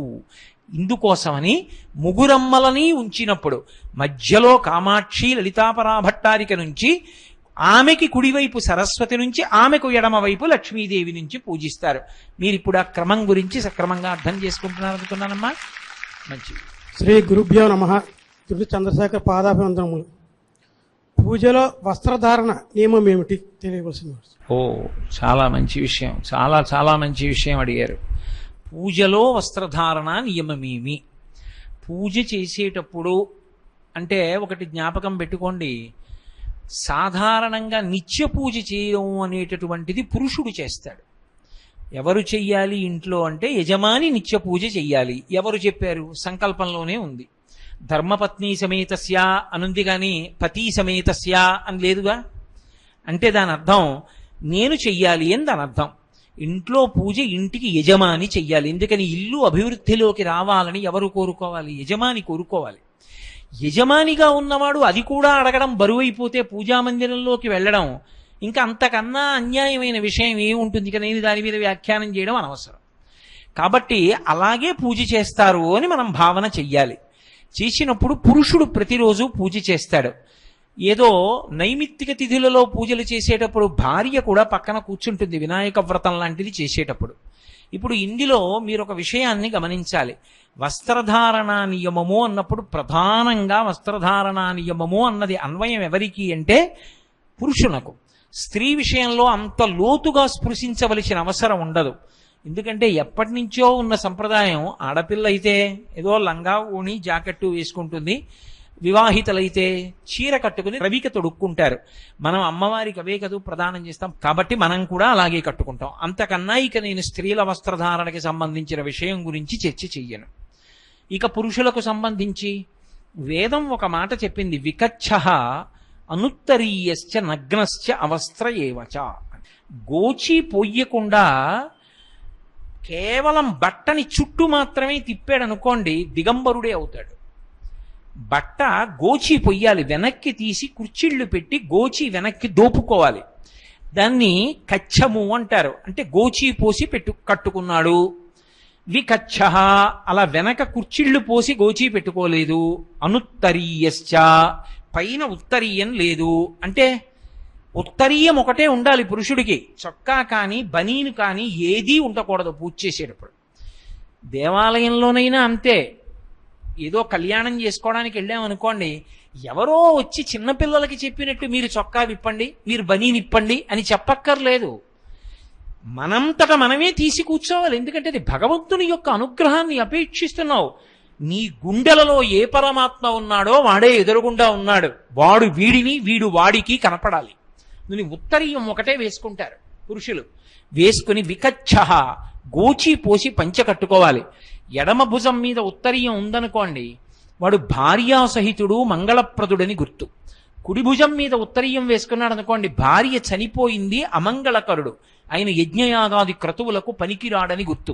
అసలు ఉత్తరీయం వేసుకోలేదనుకోండి, ఆయన పూజకి అర్హుడు కాడు అని గుర్తు.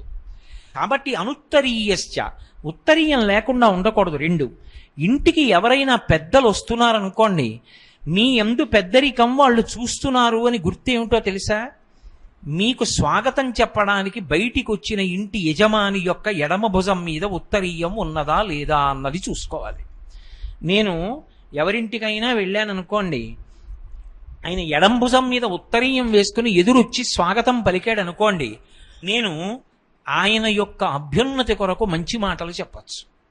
ఆయన అలా రాలేదనుకోండి, నేను వెళ్ళి నా పని చూసుకుని వెళ్ళిపోవడమే మంచిది. ఎందుకో తెలుసా? నాకు ఆయన పెద్దరికం ఇస్తున్నాడని గుర్తేమిటంటే భుజం మీద ఉత్తరీయంతో స్వాగతం పలకాలి.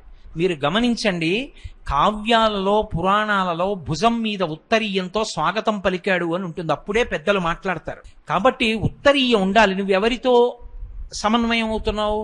భగవంతుడితో సమన్వయం అవుతున్నావు. పూజలో ఆయన చెయ్యి చాపాలి, ఆయన కాళ్ళు చాపాలి. లేకుండా ఎలా ఆయన కాళ్ళు కడుగుతావు?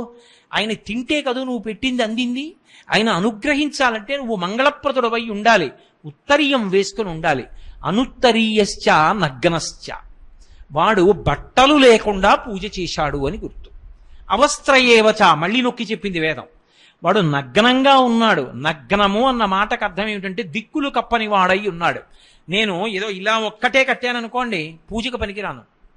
గోచీపోసి కట్టే కూర్చోవాలి. అందుకే మీరు ఎప్పుడైనా చూడండి, వేదం చదువుకున్న పెద్దలు వాళ్ళు భోజనం చేస్తుంటే కనీసం అంగవస్త్రం అంటారు, చిన్న గుడ్డైనా సరే గోచీపోసి కట్టు కూర్చుని భోజనం చేస్తారు తప్ప అసలు వికచ్చంగా భోజనం చేయరు. వికచ్చంగా పూజ దగ్గరికి వెళ్ళరు. దేవాలయంలోకి అంతరాలయ ప్రవేశం చెయ్యరు. వికచ్చః అనుత్తరీయశ్చ నగ్నశ్చ అవస్త్రయేవచ. రెండు, అలా పంచె కట్టుకునేటప్పుడు ఆ పంచెకి కానీ ఉత్తరీయానికి కానీ అంచు ఉండాలి. అంచు లేని బట్ట కట్టాడు అంటే అమంగళప్రదుడు అని గుర్తు, అమంగళమైన స్థితిలో ఉన్నాడు అని గుర్తు. అందుకే అవతలవాడు 10 కాలాలు బ్రతకాలి అని కోరుకుంటే ఏం చేస్తారంటే అంచు ఉన్న బట్టలు తీసుకొచ్చి పెడతారు. ఒక ప్యాంటు గుడ్డ నేను పెట్టాను అనుకోండి, దానికి అంచు ఏముంటుంది? నేను చొక్కా గుడ్డ పెట్టాను అనుకోండి, దానికి అంచు ఏముంటుంది? అందుకే పీటల మీద అల్లుడికి పెట్టాలి అంటే పీటల మీద ఉండగా, నీకు ముచ్చటుంది ఓ కోటు కుట్టించాలనుకున్నావు బయట కుట్టించు. పీటల మీద కూర్చునున్నాడు భగవత్కార్యంలో, ఇప్పుడు అది ఆయుక్కారకం నువ్వు ఇచ్చింది. నువ్వో ఉత్తరీయం వేసుకోవాలి. ఉత్తరీయం లేకుండా బట్టలు పెట్టకూడదు, ఉత్తరీయం లేకుండా బట్టలు పుచ్చుకోకూడదు. అంచు ఉన్న బట్ట పెట్టాలి. అందుకే ఇప్పటికీ మన వాళ్ళు పంచెల చాప్ పెడతారు. పరమమంగళప్రదుడని గుర్తేమిటి? అంచు ఉన్న బట్ట గోచీ పోసి కట్టుకుని ఉత్తరీయం వేసుకున్నాడు అనుకోండి, పరమమంగళప్రదుడు శౌచంతో ఉన్నాడని గుర్తు. కాబట్టి పూజ దగ్గరికి వెడితే లాల్చీ బనీను కూడా పనికిరావు, తీసేసి ఉత్తరీయం కప్పుకుని గోచీ పోసి పంచ కట్టుకుని కూర్చుని పూజ చెయ్యాలి. గోచీ ఎంత బాగా పొయ్యాలి, అంచు ఎంత బాగా మడత పెట్టాలి సంబంధం లేదు. నువ్వు ఒక అంచు తీసి నీకొచ్చినట్టు కుచ్చిళ్ళు పెట్టి దోపుకుంటే చాలు, కచ్చమన్నట్టు. కాబట్టి పురుషుడికి పూజ చేసేటప్పుడు వస్త్రధారణ యందు అటువంటి నియమము ఉన్నది. కాబట్టి అదేం పెద్ద విశేషం అండి. గోచి పోచి పంచగట్టుకోవడం అనేటటువంటిది బ్రహ్మ విద్య ఏం కాదు. కాస్త బట్ట యువతలకి విడిచి యువతల బట్టని కుర్చీళ్ళు పెట్టి ఇలా దోపుకుని తీసి వెనక్కి తిప్పి కుర్చీళ్ళు ఎట్టి ఇలా దోపితే అయిపోయింది. వైదికం ఎన్నో చేస్తున్నాం, అది పెద్ద విషయం ఏం కాదు. కానీ ఎవరో మంచి ప్రశ్న అడిగారు. పూజ యందు ఎప్పుడూ గోచి పోసి పంచ కట్టుకుని పురుషుడు ఉత్తరీయం వేసుకుని పూజ చేయవలసి ఉంటుంది. వాల్మీకి మహామహర్షి విమర్శి ఆయన కన్నా వ్యాస భగవానునికి గౌరవం ఇచ్చారు, ఎందుచేత కారణం ఏమిటి? వాల్మీకాది మహర్షుల కన్నా వ్యాస భగవానుడికి ఏ కారణం చేత అంత విశేషమైనటువంటి గౌరవం లభించింది? వాల్మీకి సూర్యవంశానికి చెందినటువంటి రామాయణాన్ని రచన చేశారు. సూర్యవంశ ప్రభువు రామచంద్ర ప్రభువు. చంద్రవంశానికి సంబంధించినటువంటి భారతాన్ని వ్యాస భగవానుడిచ్చాడు. సూర్యచంద్రులిద్దరూ లేకపోతే ఒక రోజు ఎంత చీకటో, వ్యాస వాల్మీక మహర్షులు లేకపోతే సనాతన ధర్మంలో వాంగ్మయానికి అంత లోటు. ఇద్దరూ నమస్కార యోగ్యులే, ఇద్దరూ ఆరాధనీయులే, ఇద్దరి పేరు చెప్తే తల వంచి నమస్కరించవలసిందే. కానీ ఎవరికన్నా కూడా వ్యాసుడే గొప్పవాడు. వ్యాసుడి కన్నా గొప్పవాడు అని సనాతన ధర్మంలో చెప్పడానికి ఉండదు. ఎందుకుండదు అంటే ఒక్కటే కారణం. వ్యాసో నారాయణ స్వయం. ప్రమాణవాక్కు అని ఒకటి ఉంటుంది. మనం అందరం ఏం చెయ్యాలి అంటే, ఎప్పుడైనా గీతాచార్యుడు భగవద్గీతలో ఒక మాట చెప్తాడు, కర్తవ్యమకృతం కావ్యం సతాం మన్యముదీరయేత్. రామాయణంలో మాట. మీరు ఏదైనా ఒక పని చెయ్యాలా, చెయ్యకుండా ఉండాలా అంటే దానికి ప్రమాణమేది? దాన్ని చెప్పినటువంటిది వేదం ఒక్కటే.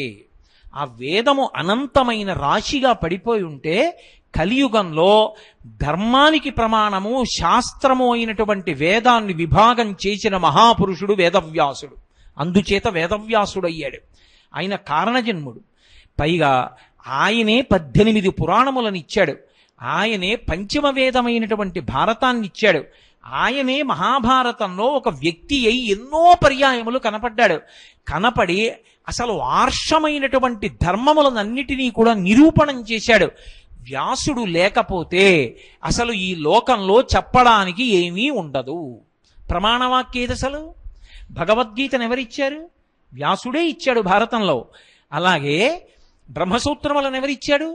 వ్యాసుడే ఇచ్చాడు. అటువంటి వ్యాసుడు వాంగ్మయానికి అంతటికీ కూడా వెలుగుల దివ్య లాంటివాడు.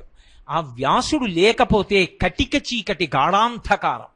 అందుకే వ్యాసుడెవరు అని అడిగారనుకోండి, వ్యాసుడు ఒక పెద్ద దీపం.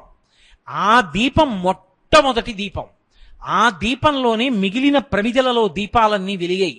మిగిలిన గురుస్వరూపాలన్నీ కూడా వ్యాస భగవానుడి యొక్క హృదయాన్ని ఆవిష్కరిస్తూ పెడతాయి. శంకర భగవత్పాదులు ఉన్నారనుకోండి, వ్యాస హృదయాన్నే చెప్తారు. అందుకే గురువులను గురించి చెప్పేటప్పుడు ఒక మాట చెప్తారు పెద్దలు, వ్యాస దర్శనమైన వారు ఎవరున్నారో వారిని మహనీయులు అని పిలుస్తారు. అందుకే ద్వైతమత ప్రవర్తకాచార్యులైనటువంటి మధ్వాచార్యుల వారికి వ్యాస దర్శనమైంది.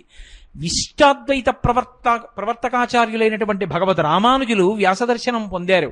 శంకర భగవత్పాదులు వ్యాస దర్శనం పొందడం ఒకటే కాదు, బ్రహ్మసూత్రాల మీద భాష్యం విషయంలో శంకరులతో మహానుభావుడు వ్యాసుడు వాదించాడు బ్రాహ్మణ రూపంలో. వ్యాసుడిగా వస్తే శంకరులు మాట్లాడరు, నేల మీద పడి నమస్కారం చేసి ఊరుకుంటారు. ఆయన ముందు మాట్లాడరు. బ్రాహ్మణుడిగా వచ్చాడు, అందుకు చర్చించారు. చర్చిస్తే శంకరాచార్యుల వారి ప్రతిభ చూసి, నువ్వు శరీరం వదిలిపెట్టేస్తే ఇది వ్యాప్తి చేసేవాడు లేదు, అందుకని 32 సంవత్సరములు ఈ భూమండలం మీద ఉండమని అడిగినవాడు వ్యాసుడు. వ్యాసుడి వాక్కును అనుసరించి శంకరాచార్యుల వారు 32 ఏళ్ళు శరీరంతో ఉన్నారు. అంతటి మహానుభావుడు చిరంజీవి. ఇప్పటికీ వ్యాసుడు తిరుగుతూనే ఉంటాడు శరీరం. మహాపురుషుడు దర్శనమిస్తూ ఉంటాడు మహాత్ములకు. అటువంటి వ్యాసుడు లేనినాడు అసలు మనం ఎలా ప్రవర్తించాలి, భక్తి జ్ఞాన వైరాగ్యాలు ఎలా పొందాలి, మనకి వేదం అంటే ఏమిటి, పురాణం అంటే ఏమిటి, ఇవి చెప్పినవాడు లేడు. అసలు మొట్టమొదట వెలిగిన జ్యోతి ఏది అంటే వ్యాసుడే. ఆ వ్యాసుడెవరో కాదు, నారాయణుడే. పైగా ఇంకొక మాట ఏమిటో తెలుసా, వ్యాసుడు వ్యక్తి కాడు, వ్యాసుడు పదవి. ఆ పదవిలోకి ఒక్కొక్క మహానుభావుడు వచ్చి కూర్చుని వ్యాసుడు అవుతూ ఉంటాడు. ఇప్పుడు కృష్ణద్వైపాయనుడు వ్యాసుడు ద్వాపరయుగం చివరిలోకి వచ్చేటప్పటికి. కాబట్టి వ్యాస అన్న శబ్దమే అంత గొప్పది. అందుకే మొదటి నమస్కారం వ్యాసుడికి చేస్తారు. 2 తర్పణ చేస్తారు. మహర్షులకు తర్పణ చేసేటప్పుడు అందరి పేర్లు చెప్పక్కర్లేదు, వ్యాస భగవానుడి పేరొక్కటి చెప్పి తర్పణ చేస్తే మహర్షి మండలానికి అందుతుంది. అందుకే మహర్షి తర్పణం చేసేటప్పుడు, ఋషి తర్పణం చేసేటప్పుడు వ్యాసుడి పేరుతోటే ప్రారంభం అవుతుంది. అంతటి మహానుభావుడు, అంతటి అద్భుతమైన స్థాయిని పొందినటువంటి వాడు వ్యాసుడు. అందుకే వ్యాసుణ్ణి ప్రత్యేకంగా గౌరవిస్తారు తప్ప వ్యాసుడితో సమాన స్థాయిలో ఎవరినీ గౌరవించరు. కారణం ఏమంటే అది తక్కువ చేయడం కాదు, ఆయనని గౌరవించడానికి వాళ్ళందరూ కూడా అంత సంతోషాన్ని పొందుతారు. ఒక శంకర భగవత్పాదులు ఉన్నారనుకోండి, వ్యాసవాక్కు చెప్పి పరవశించిపోతారు. మిగిలినటువంటి ఏ గురుస్వరూపాలు చూడండి, మధ్వాచార్యుల వారిని చూడండి, భగవత్ రామానుజాచార్యుల వారిని చూడండి, చంద్రశేఖరేంద్ర సరస్వతి మహాస్వామి వారిని చూడండి, చంద్రశేఖర భారతిని చూడండి, విద్యారణ్య స్వామిని చూడండి, ఎవరైనా సరే వ్యాసుడు అంటే 2 చేతులు ఎత్తి నమస్కరిస్తారు. వ్యాస పూర్ణిమ వచ్చిందనుకోండి, పీఠాధిపతులు కూడా అంత పెద్ద పూజ చేసి వ్యాసుడికి నమస్కరిస్తారు. ఎందుచేత అంటే అది ఈ లోకంలో వెలిగినటువంటి మొట్టమొదటి జ్ఞాన జ్యోతి. దాని నుండి మిగిలిన జ్యోతులన్నీ వెలిగాయి. అటువంటి మహానుభావుడు, అంత గొప్పవాడైనటువంటి వేదవ్యాసుణ్ణి స్మరిస్తే చాలు, నమస్కరిస్తే చాలు, మనం అందరం కూడా పునీతులమవుతాం. అందుకే ఎందరో మహర్షులున్నా వ్యాసుడిది ఒక ప్రత్యేకమైనటువంటి స్థానం, వ్యాసుడికి ఒక ప్రత్యేకమైన గౌరవం, వ్యాసుడికి ఒక ప్రత్యేకమైన నమస్కారం, వ్యాసుడికి ఒక ప్రత్యేకమైన తర్పణ, అన్ని గౌరవాలు పొందినవాడు వేదవ్యాసుడు. శ్రీ గురుభ్యో నమః. జంతువునాం నరజన్మ దుర్లభం అంటారు. మరి అటువంటి ఉత్కృష్టమైన మానవ జన్మ పొందిన మనుష్యుడు ప్రయత్నపూర్వకంగా చేయవలసిన విధి ఏంటి? ఏ విధి వలన, ఏది ఆచరించడం వల్ల ఈ మనుష్యత్వం నిలబడుతుంది? కొంచెం సవివరంగా వివరించి. మంచి మాట. మిగిలినటువంటి వాటికన్నిటికీ కలిపి 84 లక్షల జీవరాశుల్లో మనుష్య శరీరం వినా మిగిలిన వాటికన్నిటికీ కలిపి ఉన్న ధర్మం ఒక్కటే, పశుధర్మం. పశుధర్మం అన్న మాటలో కారుణ్యం అన్న మాటకి ఎక్కడా చోటు ఉండదు. మీరు చూడండి, ఆజన్మ వైరం అని ఉంటుంది వేదంలో. ఈ ఆజన్మ వైరము అన్న మాట గురించి ఒక సూక్తం కూడా చెప్పబడింది. అంటే వైరం అన్న మాట గురించి అని కాదు నా ఉద్దేశం, దాన్ని ప్రకటనం చేస్తూ. ఒకప్పుడు వశిష్ఠ మహర్షి ఇంద్రుడి ఇంటికి ఎడతాడు. ఇంద్రుడు చాలా డాబుగా ఉంటాడు, వశిష్ఠుడు గడ్డాలు పెరిగిపోయి మహానుభావుడు బ్రహ్మతేజస్సుతో ఉంటాడు. ఇంద్రుడి దగ్గర కుక్క ఉంది, దాని పేరు దేవశుని. ఆ కుక్క వశిష్ఠుడిని చూసి మురిగింది. మురిగితే వశిష్ఠుడు శునక సూక్తం చెప్పాడు, కుక్క మీద సూక్తం చెప్పాడు వేదంలో. ఆ సూక్తం చెప్తూ ఒక మాట అంటాడు, ఓ కుక్క, నీకు పందితో ఆజన్మ వైరం ఉన్నది అంటాడు. కుక్కకి కారణం ఉండదు, పంది కనపడితే తరుగుతుంది, పందిని కరుస్తుంది. 4 కుక్కలు కలిసి ఒక పందిని భయపెడతాయి, ఆజన్మ వైరం. పంది పిల్లని, చిన్న పంది పిల్ల అమ్మ దగ్గరికి పరిగెత్తలేకపోతే నిర్దాక్షిణ్యంగా నోట కరుచుకుని వెళ్ళిపోతుంది. అప్పుడు దిక్కుమాలిన కుక్కకి కారుణ్యం లేదా అన్న మాట అనకూడదు. పెద్ద పులి గర్భిణి అయి ఉన్నటువంటి లేడిని కొట్టేస్తుంది, పాము పక్షి గుడ్లు తినేస్తుంది. కానీ జంతువునాం నరజన్మ దుర్లభం. శంకర భగవత్పాదులు ఆ మాట ఎందుకన్నారంటే, ఈ శరీరంతో వచ్చిన నువ్వు ఒక్కడివే ధర్మాచరణం చెయ్యగలవు. ధర్మము అన్న మాట ఎవరి కోసము అంటే కేవలం మనుష్యుడి కోసమే. ధర్మము మిగిలిన వాటికి లేదు. ఇంకా ధర్మాన్ని చెప్పేది వేదం ఒక్కటే. వేదమునకొక్కదానికే ధర్మం చెప్పే అధికారం. ఇది ధర్మము, ఇది ధర్మము కాదు చెప్పడానికి లోకంలో ఎవరికీ అధికారం లేదు. అది చెప్పేది వేదం ఒక్కటే. ఆ వేదం చెప్పిన ధర్మం ఏదుందో అది ఆచరించడానికి యోగ్యుడెవరంటే మనుష్యుడు ఒక్కడే. అసలు తెలుసుకోవడం అన్నది మనుష్యుడే కాదు, మిగిలిన వారికి తెలుసుకునే అధికారం లేదు. కాబట్టి నరుడు ఒక్కడే ధర్మాన్ని పాటించగలడు. ధర్మాన్ని పాటించిన నరుడు ఇక మళ్ళీ తిరిగి రావలసిన అవసరం లేదు, మోక్షానికి వెళ్ళిపోతాడు. అందుకే మనం అడగక్కర్లేదు పురుషార్థములు అంటే ధర్మార్థ కామ మోక్ష చతుర్విధ పురుషార్థ ఫలసిద్ధ్యర్థం. కామము అర్థము ఈ రెండు దేనితో ముడిపడాలి? ధర్మంతో ముడిపడాలి. ధర్మము ప్రధానము.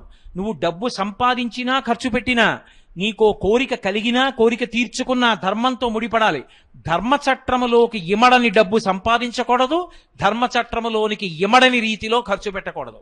ధర్మచట్రమునందు ఇమడని కోరిక పుట్టకూడదు, పుట్టినా తుంచెయ్యాలి తప్ప ధర్మచట్రమునందు ఇమడని కోరిక తీర్చుకోకూడదు. అలా ధర్మముతో అర్థకామములు ముడిపడిపోతే ఇక వేరు ప్రయత్నం ఉండదు, మోక్షం వస్తుంది.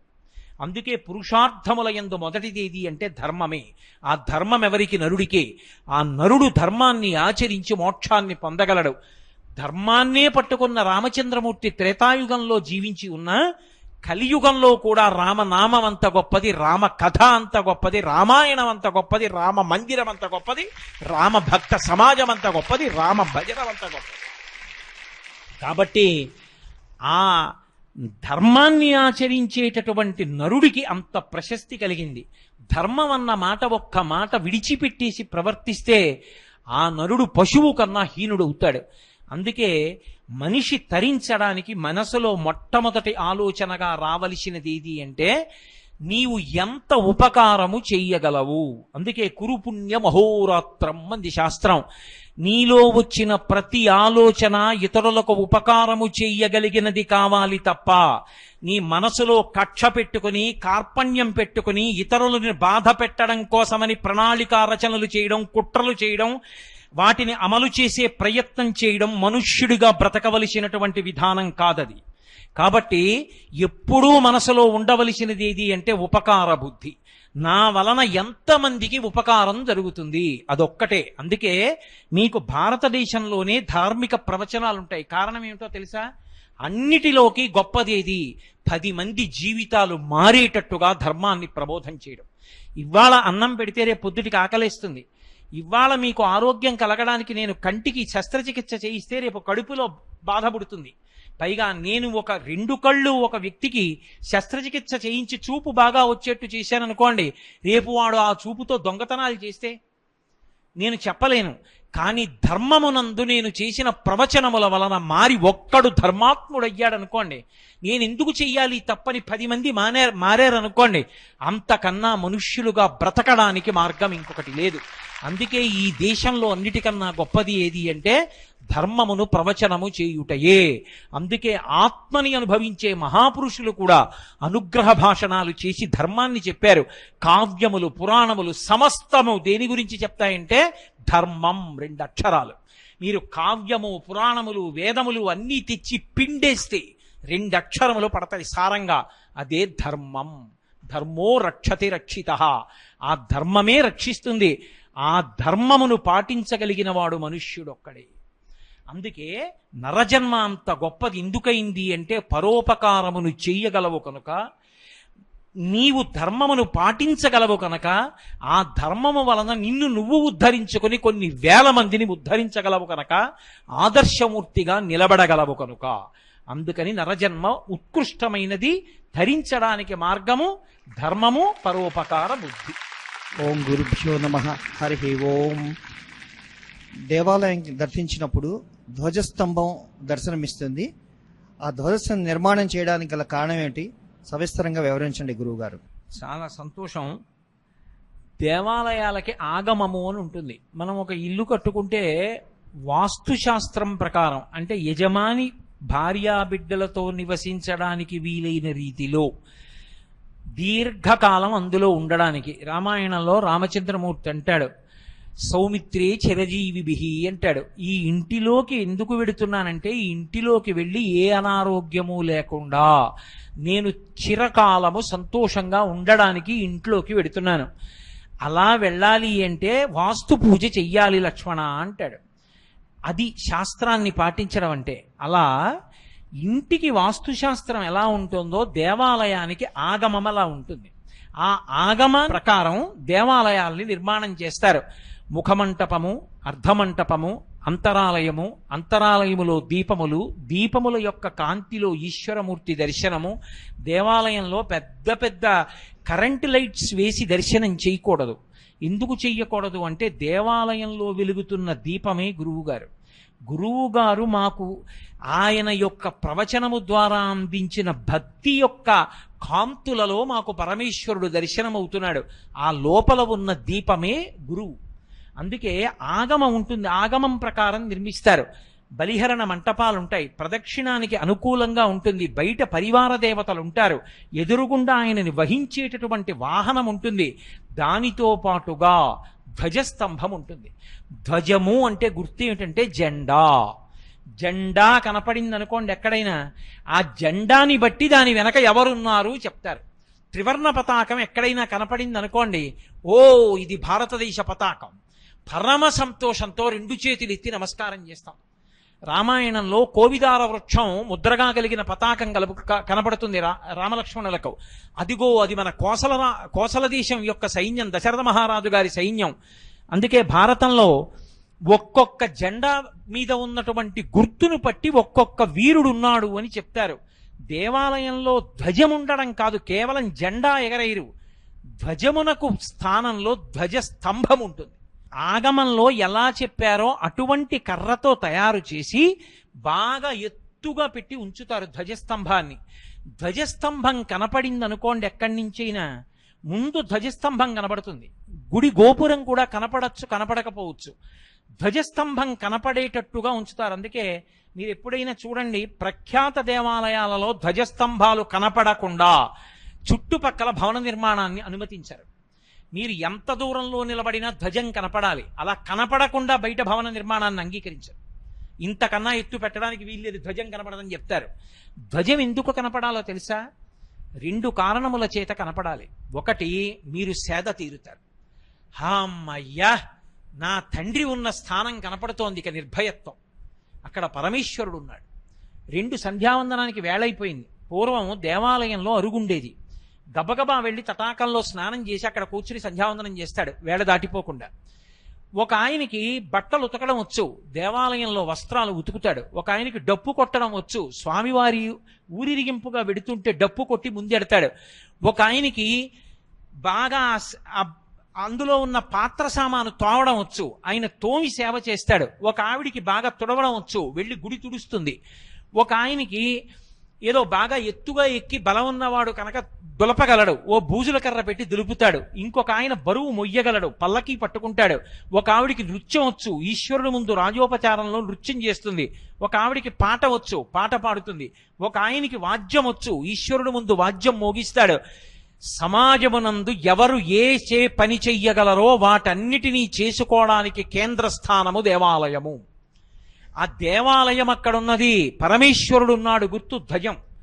ధ్వజం కనపడితే గుర్తు ఏమిటంటే అక్కడ ఆ పరిసరాల్లో ధ్వజం ఎంత దూరం కనపడుతుందో అంత దూరం ఏది జరిగినా అది భగవంతుని యొక్క సేవ కొరకు, ఉత్సవం కొరకే జరగాలి తప్ప వేరొక కార్యం మీద జరగకూడదు.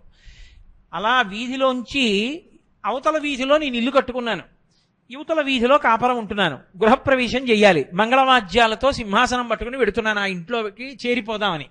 ఇప్పుడు ధ్వజస్తంభం కనపడింది, మంగళవాద్యాలు ఆగిపోవాలి. అది దేవుడి ఊరేగింపు కాదు, నేను గృహప్రవేశానికి ఎడుతున్న మంగళవాద్యాలు ఆగిపోవాలి. ఎంత దూరం ఆగిపోవాలో తెలుసా? మళ్ళీ ధ్వజస్తంభం కనపడటం ఆగిపోయే వరకు మంగళవాద్యం మోగకూడదు. అలాగే తలపాగాలు అవి పెట్టుకుని ఉంటే తీసేస్తారు. ఈశ్వర స్థానం ఉంది, పరమ మర్యాదతో దాని ముందు నుంచి ఇచ్చి పెడతారు. 2 ధ్వజస్తంభం ఉంది, గుర్తేమిటో తెలుసా? అక్కడ ఉత్సవాలు జరుగుతాయని గుర్తు. ధ్వజస్తంభం లేదనుకోండి, అక్కడ ఉత్సవాలు జరగవు అని గుర్తు. ఒక్క పూజలు వినా ఏ ఉత్సవము జరగదు అని గుర్తేమిటంటే ధ్వజస్తంభం ఉండదు. ధ్వజస్తంభం లేని దేవాలయంలో ఉత్సవం చేయరు, ధ్వజస్తంభం ఉన్న దేవాలయంలోనే ఉత్సవం చేస్తారు. మీకు నేను బాగా అర్థమయ్యేట్టు చెప్పాలంటే, తిరుమలలో చూడండి, 7 కొండల మీద ఆదివరాహమూర్తి దేవాలయానికి ధ్వజస్తంభం ఉండదు. వెంకటేశ్వర స్వామి దేవాలయానికి ఉత్సవం ఉంటుంది. ఉత్సవాలన్నీ వెంకటేశ్వరుడికే ఉంటాయి. అంటే ధ్వజస్తంభం ఉన్నది అంటే ఉత్సవాలకి కారణము. పల్లకి పట్టాలన్నా, ఉత్సవమూర్తి బయటికి రావాలన్నా, ఆయనకి ఏదైనా వేడుక చెయ్యాలన్నా ధ్వజస్తంభం ఉంటేనే చేస్తారు. అందుకే ధ్వజస్తంభాన్ని ప్రతిష్ఠించారు అంటే ఉత్సవాలకి తోరణం కట్టారు అని గుర్తు. అందుకే ధ్వజస్తంభం నేను నాటిస్తానంటే నేను నాటిస్తానని ముందుకొస్తారు. పూర్వం చక్రవర్తులు కూడా ధ్వజస్తంభాలు నాటించారు, నాటించి తరించారు. అది ఎంత కాలం ఉంటుందో అంత కాలము గొప్ప విషయం. ఆ ధ్వజస్తంభం ఏ కారణం చేత కూడా పడిపోవడానికి వీల్లేదు, జాగ్రత్త తీసుకోవాలి. నాహంకర్త హరిహికర్త అని పివిఆర్కే ప్రసాద్ గారు తిరుమల తిరుపతి దేవస్థానం కార్యనిర్వహణాధికారిగా ఉండగా పొందిన అనుభవాల యొక్క సమాహారంగా ఒక గ్రంథరచన చేశారు. అందులో మీరు ఆనంద నిలయంలో ఆ వెంకటేశ్వర స్వామి వారి దేవాలయంలో ధ్వజస్తంభం కొద్దిగా శిథిలమైతే మళ్లీ ధ్వజస్తంభ ప్రతిష్ఠ చెయ్యడం ఎంత గొప్పగా చెయ్యవలసి వచ్చిందో, ఎన్ని మలుపులు తిరిగిందో నిజంగా ఆయన కళ్ళ ముందు సాక్షాత్కరింపచేశారు. ఎంత గొప్పగా చేశారో రచన. కాబట్టి ధ్వజస్తంభం అనేటటువంటిది అంత గొప్పది. ఆకాశ దీపమని అన్ని దీపాలు దేవాలయంలో పెడతారు. ఆకాశమే పరబ్రహ్మంగా ఎత్తే దీపం ధ్వజస్తంభం మీదకి ఎత్తుతారు. అందుకే ఒక్క కార్తీక మాసంలో దీపాలకి సంబంధించినటువంటి నెల, ఆ నెలలో పెట్టేటటువంటి దీపం మాత్రం దేవాలయంలో నేల మీద పెట్టరు. అంటే మనం దేవాలయంలో పెడతాం నేల మీద, ఆలయం తరపు దీపం ప్రదోష వేళలో ఆకాశ దీపం అని ధ్వజస్తంభానికి తాడు కట్టి పైకెత్తుతారు. పైకెత్తితే ఆ దీపం వెలుగుతూ ఉంటుంది. ఆ దీపాన్ని చూస్తే చాలు, పునర్జన్మ లేదు దాని మీద. అందుకే కార్తీక పౌర్ణమి నాటి దీపం గురించి అంత గొప్పగా మాట్లాడతారు. అటువంటి ఆకాశ దీపం వెలగాలన్నా, ఉత్సవాలు జరగాలన్నా, ఈశ్వరుడు ఉన్నాడని అందరూ సంతోషాన్ని పొందాలన్నా, అది ఈశ్వర దేవాలయం అని గుర్తు పట్టాలన్నా, అక్కడ అందరూ సంతోషంగా వెళ్ళి ఉత్సవాలు చేసుకోవాలన్నా ధ్వజస్తంభం అవసరం. దేవాలయ ఆగమంలో ధ్వజస్తంభానికి అంత ఎనలేని కీర్తి ఉంది. అక్కడ ఎగిరిన పతాకాన్ని బట్టి ఉత్సవానికి ఆహ్వానం జరుగుతోంది అని గుర్తు. గరుత్మంతుడి పతాకం ఎగురుతోందనుకోండి, విష్ణు సంబంధమైన ఉత్సవం జరుగుతోందని గుర్తు. ఎవరు వాహనమో వాడు పతాకంగా పైకి ఎగురుతాడు, పైకి లేస్తాడు. శివాలయంలో ఉత్సవం జరుగుతోందనుకోండి, నందీశ్వరుడు యొక్క పతాకం పైకెడుతుంది. ధ్వజమును ఆరోహించడంలో అంటే ఆ పతాకం పైకెక్కడంతో ఉత్సవాలు ప్రారంభం, మళ్ళీ దాన్ని దింపడంతో ఉత్సవాల పరిసమాప్తి, లేదా చక్రస్నానంతో త్రిశూల స్నానంతో పరిసమాప్తం అయిపోతాయి. అంత గొప్పది ధ్వజస్తంభం. మన సనాతన ధర్మంలో ఒక దేవాలయానికి అత్యంత ప్రధానమైనది. శైవాగమంలో అయితే శివాలయంలో 8వ వంతు ధ్వజస్తంభం. మీరు అలా వెళ్ళిపోతూ వెళ్ళిపోతూ ధ్వజస్తంభం వంక కాకతాళీయంగా ఇలా చూసినా సరే శివాలయంలో 8వ వంతు మీరు దర్శనం చేసిన పుణ్యం మీకు వేసేస్తారు. అంత తేలికగా ఆ ఊళ్ళో ఉన్న వాళ్ళకి పుణ్యం కట్టపెట్టడానికి ఎత్తెత్తు ధ్వజస్తంభాల్ని పూర్వం స్థాపన చేశారు. అంత గొప్పది ధ్వజస్తంభం. మంచి ప్రశ్న అడిగినందుకు మీకు ధన్యవాదాలు.